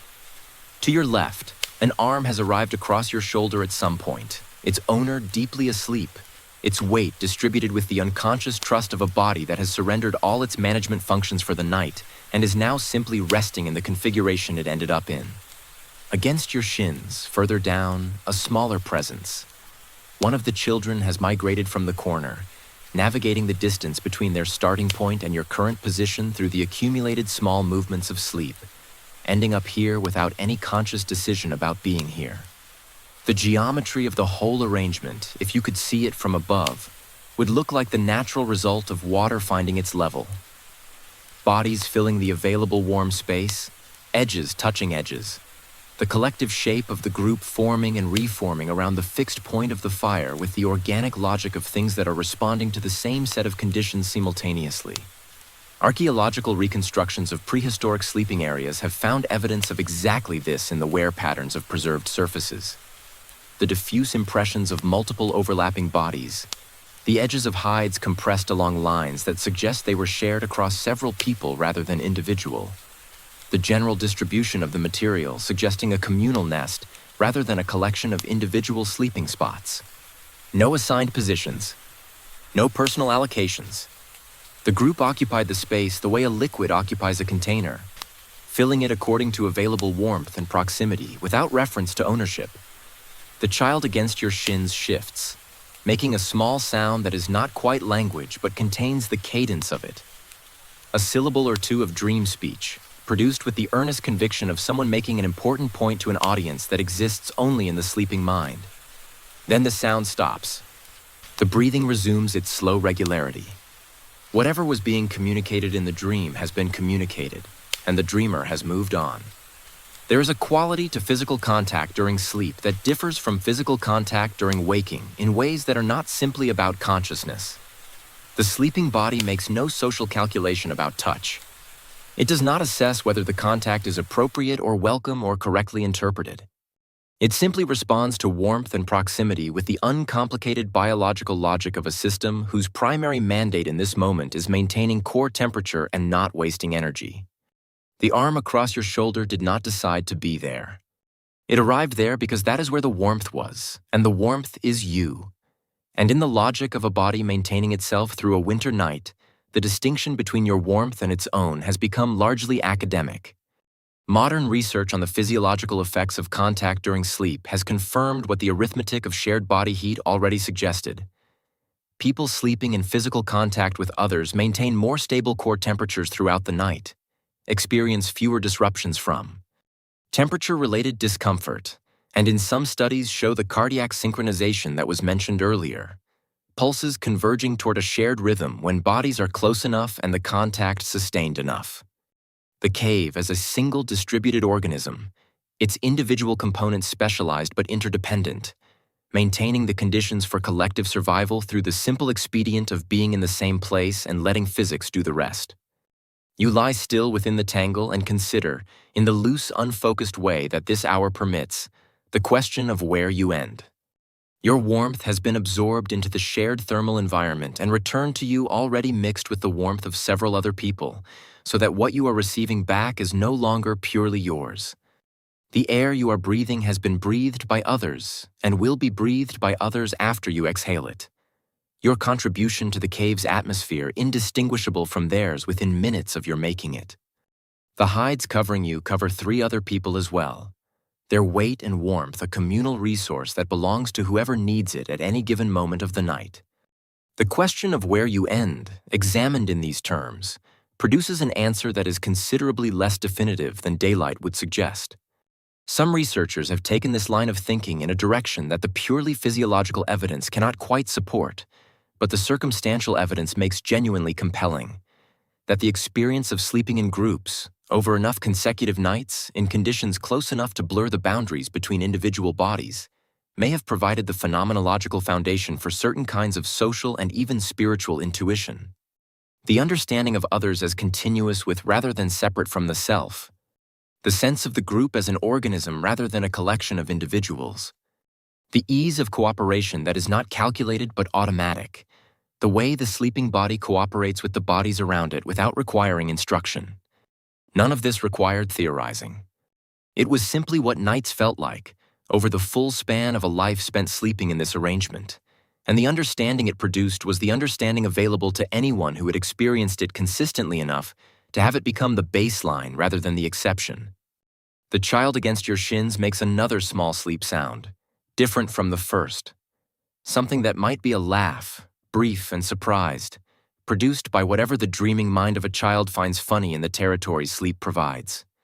The sound arrives in the dark and does what completely unexpected sounds do in dark, quiet spaces. It loosens something, produces a response that is not quite a smile and not quite a laugh, but lives in the neighborhood of both, involuntary, gone before it fully forms. The arm across your shoulder shifts slightly in sleep, redistributing its weight, and settles again. The fire breathes. The water drips. The snoring committee, somewhat diminished now in the deep hours, maintains its reduced quorum. You are held from multiple directions by the accumulated warmth of people who are not trying to hold you, who are simply here, distributed around you in the configuration that warmth and proximity and the long arithmetic of shared winters have produced. Their bodies doing what bodies do when the night is cold and the group is intact, and there is nothing left to manage until morning. You stop asking where you end. You are warm. The child is warm. The arm across your shoulder is warm. The fire at the center of all of it is warm. Everything that needs to be held is held. In the deepest part of the night, with the second sleep still carrying you and the third hour before dawn still somewhere ahead, your hand moves. Not purposefully. The way hands move in sleep, a small drift outward from whatever position they settled into, following the body's continuous low-level search for the configuration that works best, until the fingers make contact with something that is not hide or straw or the warm surface of another person. Stone, cool and slightly damp under your fingertips. Gritty with the mineral dust that the walls shed continuously and imperceptibly, coating everything within reach with a fine residue of the rock's slow self-dissolution. The texture is not smooth.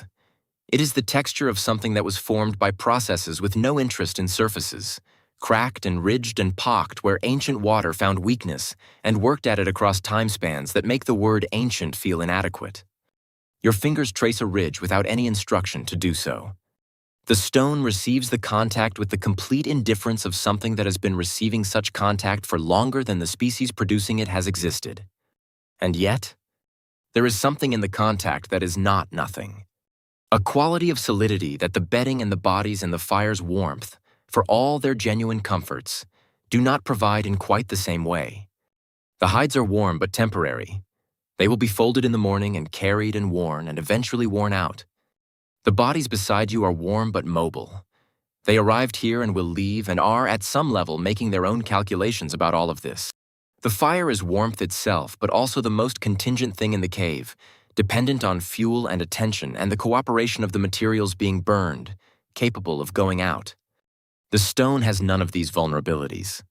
It was here before anyone thought to sleep against it, and it will be here after the last person who ever sleeps against it has gone, and it holds this temperature and this texture and this particular configuration of ridges and hollows with a consistency that nothing else in your world approaches. To rest against it is to borrow something from that consistency. Archaeologists who study cave walls find in them a record of every significant presence the cave has hosted. Not only the deliberate records of paint and carving, but the inadvertent ones. Soot absorbed into the mineral surface at the height where fire burned for generations. Where patterns at the entrance, where hands steadied countless bodies crossing the threshold in the dark. Hollows smoothed by the pressure of backs resting against them in the same spots across many winters. The walls remember in their own material way every night that has been spent in here. Your back pressed against this particular curve of stone is pressing against a surface that has been pressed against before, that has a faint polished quality in this exact location from exactly this use. You are not the first person to find this spot.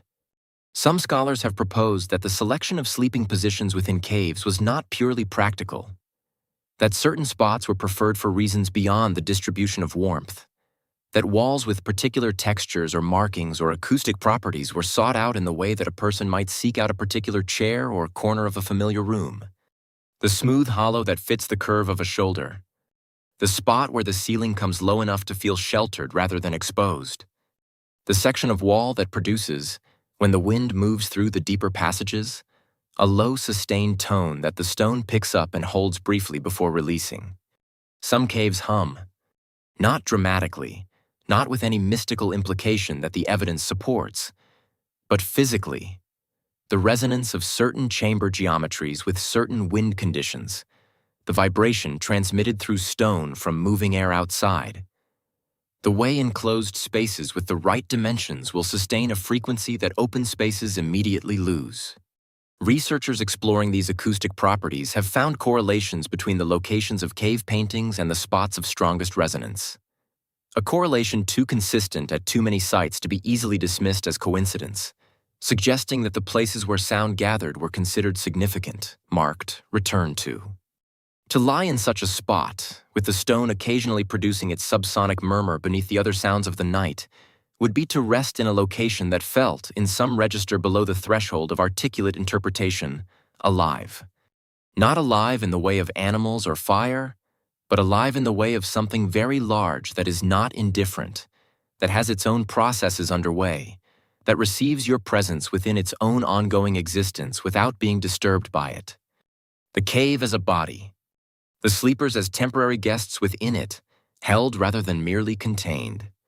Your fingers move along the wall's surface and find a crack, a long fissure running diagonally across the stone face, its edges slightly smoother than the surrounding surface where water has moved through it repeatedly over centuries. In the current light, it catches the faint orange pulse from the coals and appears, for a moment, to have depth beyond what a crack in a wall would normally possess. A threshold. An edge of something rather than a surface of something. Further up the wall, visible now that your eyes have adjusted to the specific quality of coal glow that the cave currently offers, there are marks. Not the elaborate paintings of the main chamber. Those are above you and require firelight to read fully. These are simpler. A series of parallel lines scratched into the stone at a height that suggests they were made by someone sitting or crouching rather than standing. Beside them, what might be the outline of a hand, not filled in with pigment, just traced, the fingers rendered in a single continuous groove that followed the edge of a palm pressed against the surface. Whose hand? When? What the lines beside it record or commemorate or count? These are questions the stone holds without answering. You press your own palm flat against the wall beside the traced outline, fingers spread, matching the gesture across whatever distance separates the night it was made from this one. The stone is cool against your skin. It presses back with the steady, reliable resistance of something that will still be here. With this exact coolness, this exact texture, this exact patient solidity, long after every other element of tonight has become something the stone contains rather than something alive within it. This, more than the fire or the hides or the warmth of bodies or even the elder story, is the oldest comfort available to you tonight. Not warmth exactly. Not safety in the tactical sense of the locked door or the weapons within reach. Something more fundamental. The assurance that the ground beneath you and the walls around you are permanent in a way that nothing alive can be, that they have held this shape through everything that has happened inside them, and will continue holding it through everything still to come. You breathe out slowly against the stone. The moisture of your breath condenses on its surface in a thin film that joins the cave's perpetual dampness. Your exhalation absorbed into the rock as a contribution to its record, infinitesimal and entirely real. The wall receives it without ceremony. You close your eyes against the cool stone, your hand still pressed flat against it, and let its patience enter your bones like a second temperature. Not the warmth of fire or body, but the deeper, cooler steadiness of something that does not need the night to end. The cave holds you. It has always held everyone who came here. It is holding you now. Your hand is still on the wall when you find them. A few inches from the traced handprint, where the stone curves inward slightly and then flattens again, there are marks that did not come from human hands. 4 parallel grooves, deep enough that you can press your fingertips into them and feel the full depth, running diagonally across the surface with a spacing that corresponds to nothing a human tool would produce. The edges of the grooves are not chipped or scraped. They are clean, pulled through the stone by something that moved through it rather than worked at it. Something with the structural authority to displace rock the way a fingernail displaces soft wax. A bear made these. Or something the size of a bear. Not recently. The grooves are old enough that the stone inside them has developed the same mineral coating as the surrounding surface. The same faint dampness. The same texture that accumulates on rock faces over decades or centuries of cave atmosphere. Whatever left these marks is not nearby. Whatever left these marks is, in the most permanent sense available, gone. And yet, the archaeological record at cave sites occupied by prehistoric humans is explicit on a point that tends to get underemphasized in the more comfortable versions of the story. Humans were not the original tenants. The caves that provided winter shelter for early human groups had, in many cases, provided the same service for cave bears, cave lions, spotted hyenas, and other large predators for considerably longer than humans had been using them. The bear skulls found deliberately arranged in niches at certain European sites, too specific in their placement to be accidental, too consistently repeated to be individual impulse, suggest a relationship with these prior occupants that was more complex than simple displacement. Something between respect and wariness, between trophy and tribute. The acknowledgement that this space was claimed before you claimed it, and that the claiming was not complete in any absolute sense. You think about this now, in the deep hours with your fingertips in the bear's marks. The family sleeping around you, in all their warm and snoring and tangled-limbed present reality, is sleeping in a space that a bear considered its own living area within a period that the oldest person in this group can credibly connect, through chains of memory and story, to living experience. Not ancient history in the sense of something irrecoverably remote. Recent enough that the negotiation for this cave, whenever it occurred, happened to people whose descendants are sleeping here tonight. Chauvet Cave, in what will eventually be called France, preserves this overlap in its floor. Human footprints and cave bear paw prints moving through the same clay, their paths crossing and occasionally running parallel, separated by time but not by space.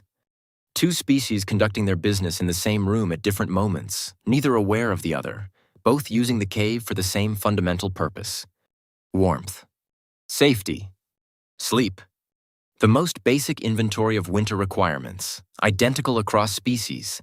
The cave meeting both sets of needs impartially because the cave has no preferences in the matter. You lie back, hand leaving the wall, and look up at the ceiling.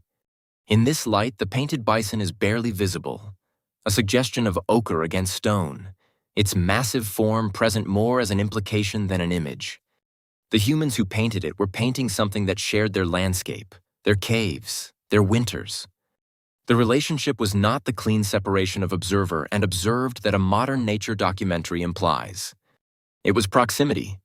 It was the specific knowledge that comes from living near something large and dangerous for long enough that the fear becomes structural rather than reactive. Not the spike of encountering a predator unexpectedly, but the low-grade sustained awareness of existing in a world that contains them always, whether they are currently visible or not. This awareness shaped sleep in ways that went deeper than the positioning of weapons and the maintenance of the fire, though it shaped those things too.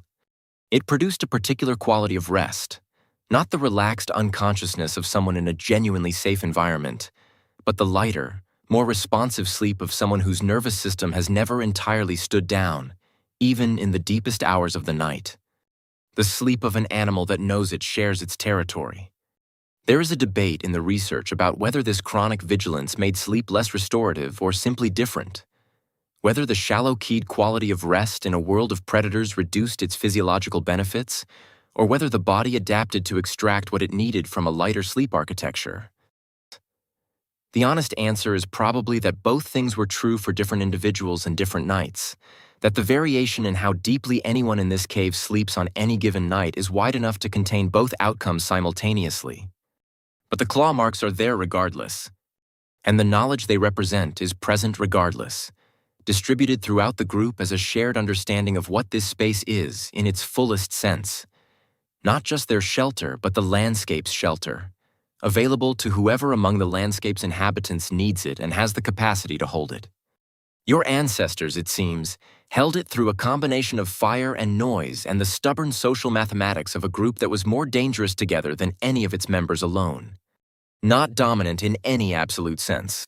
Successful, provisionally, on a night-by-night basis, the tenancy renewed each morning by the fact of having made it through another night. Dreams attend to this, in the way dreams attend to everything that the waking mind carries but does not fully process. The bear appears, enormous, its movements through your sleeping mind carrying the weight of something that was real in a way the paintings on the wall are not quite real. It does not threaten. It occupies the dream with the simple authority of something that belongs in the space you are both inhabiting, its presence neither hostile nor friendly but genuine, the way the cave itself is genuine. Another sleeper in a space large enough for both. Somewhere in the long tradition of human thought about the relationship between people and the animals they lived among, this experience found its way into forms that persisted. The shaman who moved between human and bear. The hunter who understood the prey so fully that the distinction between them blurred in the ritual space where the hunting was prepared. The persistent dream of transformation, of becoming, for the hours the night allows, the thing you have spent your days fearing and depending on in equal measure. Perhaps it begins in nights like this one, in the specific experience of lying in a space marked by a creature larger than yourself, in the dark, with the fire between you and whatever is outside, feeling the cave's walls hold you and the bear's marks under your fingers, and the sense of two species making temporary use of the same stone shelter pressing forward from the back of the mind into the territory where dreams are made. The bear in your dream lifts its head and looks at you with the specific attention of something deciding whether you are interesting. You look back. Neither of you moves. The moment extends past the point where moments in waking life are permitted to extend, held in the dream's suspension of ordinary time, until whatever was being determined between you is determined, and the bear lowers its head again, and continues being a bear in the cave that it has every historical right to consider partly its own.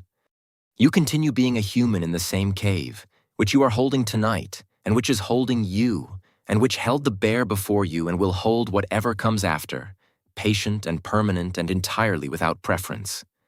The fire breathes. The walls remember everything. You sleep. Something is different. You feel it before you can name it. A change in the cave's atmosphere that is not sound or warmth or any of the specific sensory inputs you have been cataloging across the long hours of this night. More fundamental than any of those. A shift in the quality of the dark itself, so gradual that you cannot identify the moment it began. Only notice, now that you are noticing, that the darkness pressing against your closed eyelids is not quite as absolute as it was when you last surfaced. There is something in it. Not light exactly, not yet, but the suggestion of the direction from which light will eventually arrive. The night is ending. Not quickly. Not with any of the drama that the word dawn implies when used in a literary context. No sudden golden flooding of the horizon, no theatrical transition from dark to light.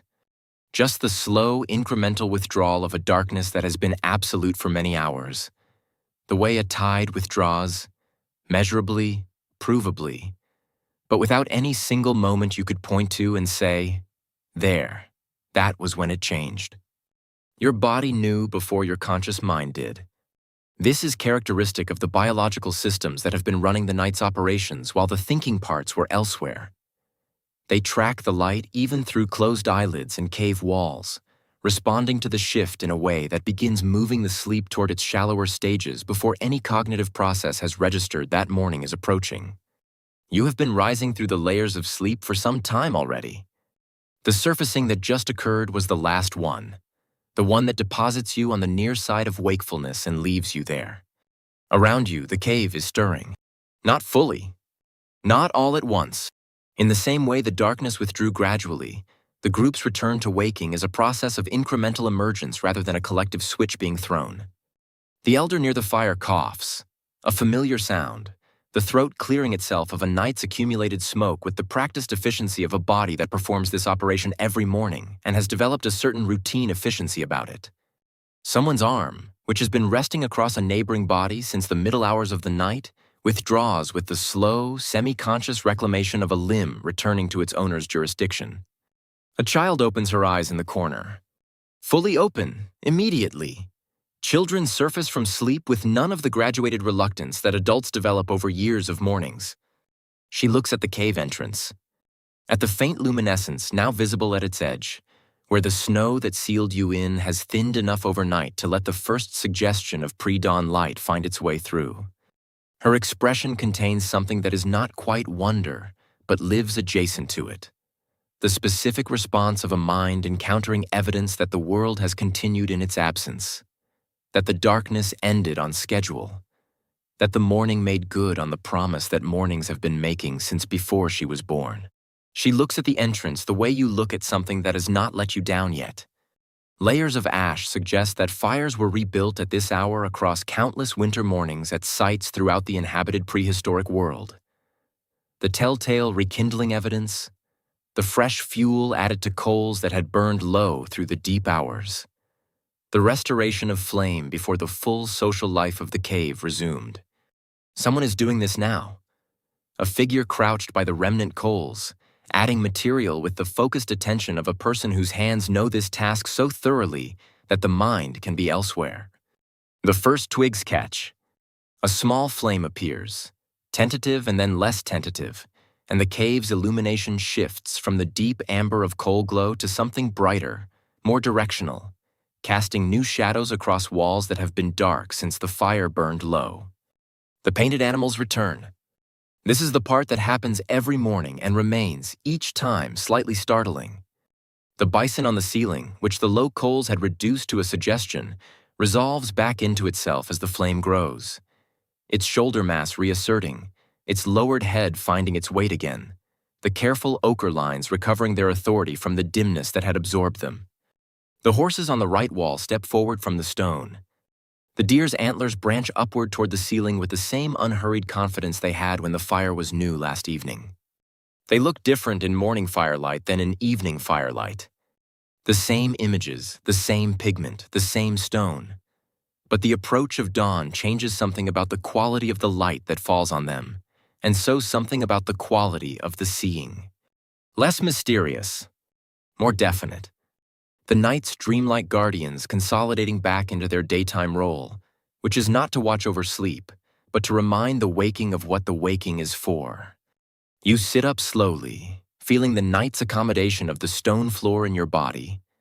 The hips report, the shoulders assessment, the lower back's considered position on the events of the last several hours. The stiffness is real and familiar. You stretch within it rather than against it, the way you stretch every morning. The body's daily renegotiation with its own limitations conducted with the pragmatic acceptance of someone who has been through this before and knows how it goes. The cave smells of old smoke and cool stone, and the particular morning smell of a space that has been sealed and sleeping and is now beginning to open itself to the day. Someone has begun moving toward the entrance. You can hear the sound of whatever is being used to shift the packed snow, a systematic removal of the insulation that served its purpose through the night and is now an obstacle to the day's requirements. Cold air enters in advance of the light. A thin, sharp intrusion of the outside world reestablishing its terms, reminding everyone inside that the reprieve provided by this cave and this night was exactly that. A reprieve, bounded and temporary, held against the season by fire and stone and the accumulated warmth of bodies that are now, in the morning's first movements, beginning to redistribute themselves back toward their individual functions. You breathe the cold air in. It is genuinely cold, colder than anything in the cave has been since the fire was rebuilt. And it carries with it the information of the outside, the temperature of the storm's aftermath, the specific quality of winter morning air, the suggestion of a world that continued its processes throughout your sleep without requiring your participation. Ethnographic records of hunter-gatherer waking rituals describe a consistent practice across multiple cultures. The immediate sharing of dreams upon rising, before the day's concerns have fully displaced the night's. People murmuring to one another in the first moments of waking, the images still accessible, the emotional logic of the dream territory still present enough to report. You have something to report. The bear. The deer that spoke without language. The flight through cold pine air in a body that knew exactly what to do with it. Someone will nod. Someone will add their own fragment. The dreams will be turned over in the group's collective attention for a few minutes while the fire rebuilds and the cold air circulates and the entrance is cleared and the day assembles itself around you. They will mean something, or be decided to mean something, which may be the same thing. The child who woke first has moved to the entrance and is pressing her palm flat against the wall of packed snow, still blocking most of the opening, feeling its cold solidity, fascinated by the way the light comes through it. The snow glowing faintly from outside with the gray-gold light of a winter dawn that is not yet fully committed to arriving but is clearly on its way. She turns and looks at you with the expression of someone who has been waiting for you to be awake so she can share this. You look back and the morning begins. Section 31, complete. Awaiting continue. Nutberthacker. Section 32, morning in the cave. The entrance opens, not all at once. It is a process, the packed snow giving way in sections as the antler tool works at it from the inside. Each piece removed, revealing a slightly larger rectangle of gray morning light that advances across the cave floor in increments, pushing the fire's orange warmth back toward the center where it belongs in the daytime economy of the cave. Cold air follows each opening, moving through the chamber with the purposeful quality of something that has been waiting outside all night and is now exercising its readmission rights. The group receives it without ceremony. Hides pulled tighter, briefly, in the automatic response of bodies that have been warm and have registered the renegotiation of terms. Then the adjustment, the recalibration, the morning's incremental acceptance of conditions that the night's insulation had been holding at bay. This is the transition. Not a single moment, but a process, the cave shifting from its night configuration, sealed, warm, interior, the world reduced to fire and stone and the people sleeping between them, to its day configuration, which is something more permeable, something that admits the outside world in both its literal and logistical senses. The light that enters is the specific gray gold of a winter morning following heavy snowfall. Not the warm, direct light of a clear dawn.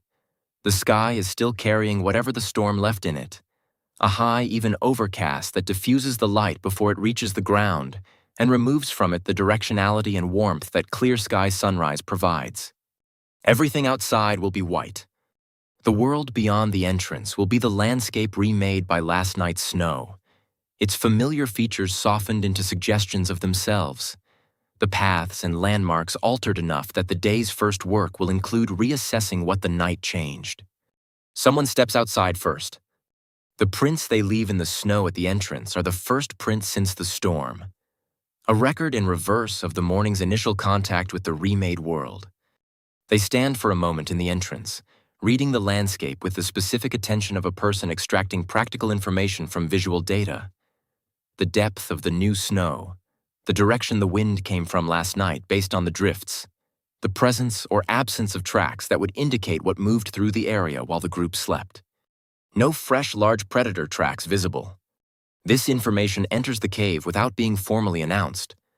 The person's posture, the pace at which they turn back inside, communicates it efficiently to anyone watching.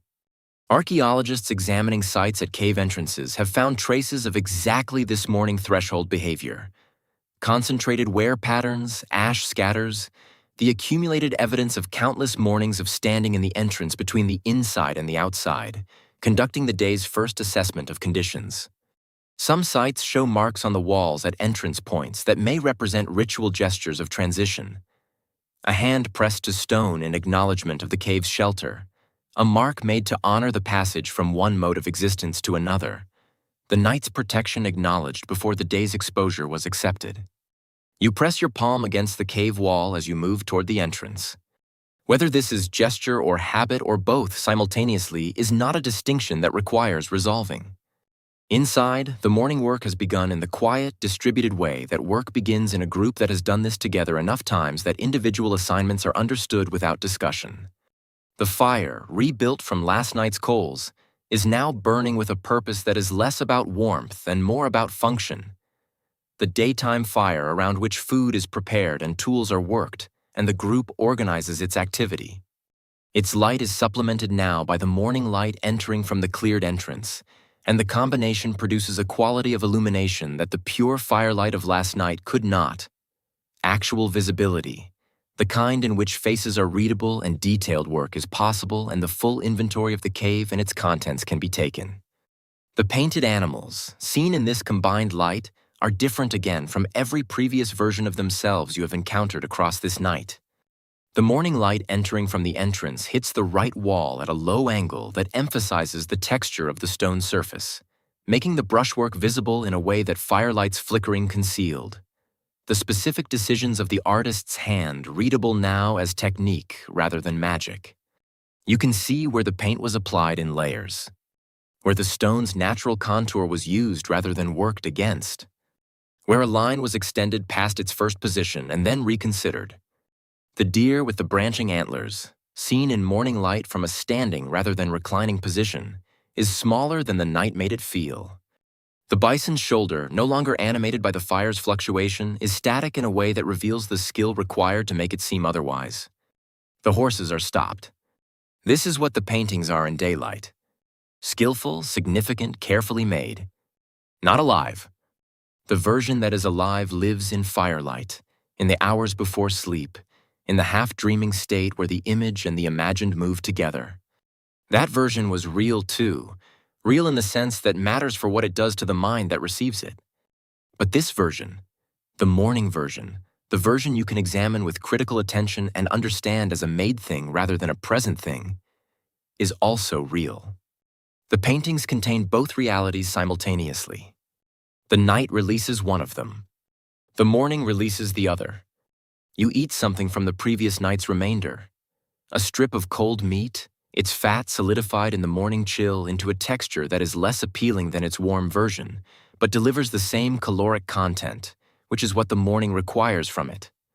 The body, which spent the night running its maintenance processes on the fuel provided by last night's meal, accepts the new supply with the practical efficiency of a system that has been waiting for it. Children are outside already, because children go outside immediately when outside becomes available, without conducting any of the adult assessment of conditions that precedes the decision. Their sounds enter the cave from the direction of the entrance. Something between laughter and pure vocalization, produced by the specific experience of being a small person in a large white landscape that the night remade while you slept. Snow is different in the morning after a storm. It is new. It has not been walked through or worked or altered by any activity yet. It is the landscape's clean version of itself, and children understand this in a way that adults, already calculating the day's requirements against the new conditions, are somewhat less available to. The scholar debate about whether prehistoric mornings were experienced as renewal or as the resumption of difficulty is a debate that the children's sounds from outside resolve, or at least complicate usefully. Both things are true, experienced by different members of the same group in the same morning simultaneously. The adults assess the snow depth with practical concern. The children run through it with uncomplicated joy. The cave holds both responses as it has held everything else across this night, without preference, without judgment, with the patient permanence of stone that has seen many mornings and will see many more. The fire burns. The day assembles.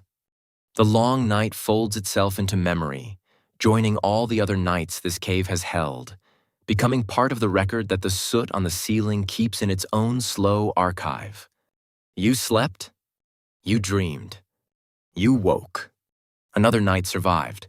Another day begun. The arithmetic of endurance continued. Outside, the world is white, and the children are running, and the horizon holds the pale promise of a sun that will not stay long but will come. The entrance is open now, and the morning is doing what mornings do, assembling itself with the patient incrementalism of a process that has never once failed to complete, regardless of what the night before contained. But you are not quite ready to step into it yet. Not from reluctance, exactly. More from the particular quality of the moment between the night fully ended and the day fully begun. The pause that exists in here, in this cave, in this specific configuration of firelight and morning light, and the smell of old smoke and cold air entering from outside, where both modes of existence are simultaneously present and neither is yet dominant. The night has not entirely released you. The day has not entirely claimed you. You exist briefly in the space between them. This is where we have been all night. Not in the cave specifically, though the cave has been a generous and extraordinarily detailed host, but in the territory between the ordinary and the ancient, the modern and the prehistoric, the comfortable bed you are actually lying in, and the stone floor and shared hides that your body has been remembering across these hours, without ever having directly experienced them. Sleep does this. It returns you to registers of experience that waking life has covered over without erasing. The layers of 10,000 generations of nights pressed into whatever it is that the body carries across that much time. You were there tonight, not as a visitor consuming someone else's history from a safe distance, but as a participant, feeling the cold at the threshold, the fire's first warmth, the weight of bodies beside you, the hard ground beneath the bedding, The owl's call bouncing off stone, the elder's voice slowing toward. Silence. The bear's marks under your fingertips in the deep hours when the cave and the dark and the breathing of the group were the whole of the available world. The cave held all of it. It held the fire and the children and the painted animals and the dripping water and the wolves circling beyond the firelight. It held the ache in every body sleeping on its floor, the smoke from every fire ever lit in its center, the dreams that rose from the intersection of long dark nights and resin-scented air and walls covered in animals that moved in firelight. It held the bears that were here before any human came and will hold whatever comes after the last human leaves, patient and permanent and without preference. And it held you tonight. Whatever version of you travels into sleep and returns each morning, the version that is assembled from everything you have ever been shown about being alive, including the parts that predate any showing, was held by this cave, on this night, in the company of every sleeper who ever trusted the stone walls and the fire and the warmth of the people beside them to see them through to morning. They all made it to morning. So did you. The fire is lower now, the morning's demands on it different from the night's, less urgent, supplemented by daylight, tended with less vigilance because the stakes have changed with the arrival of the light. It will burn through the day in its reduced form, available for cooking, for warmth during the coldest hours, for the small continuous services that fire provides to the people who maintain it.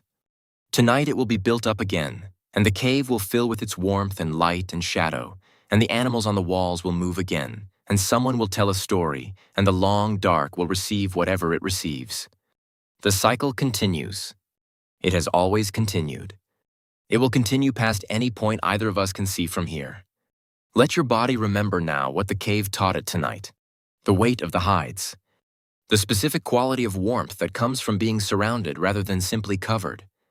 The smell of damp stone that means the same place, the same refuge, the same continuity of shelter. The sound of water in the dark marking time without demanding anything. The fire's pulse, steady and faithful, asking only to be fed. These things are in you. They were in you before tonight, and they are more accessible now, having been inhabited rather than simply remembered. The long lineage of sleepers that this cave has held across its history.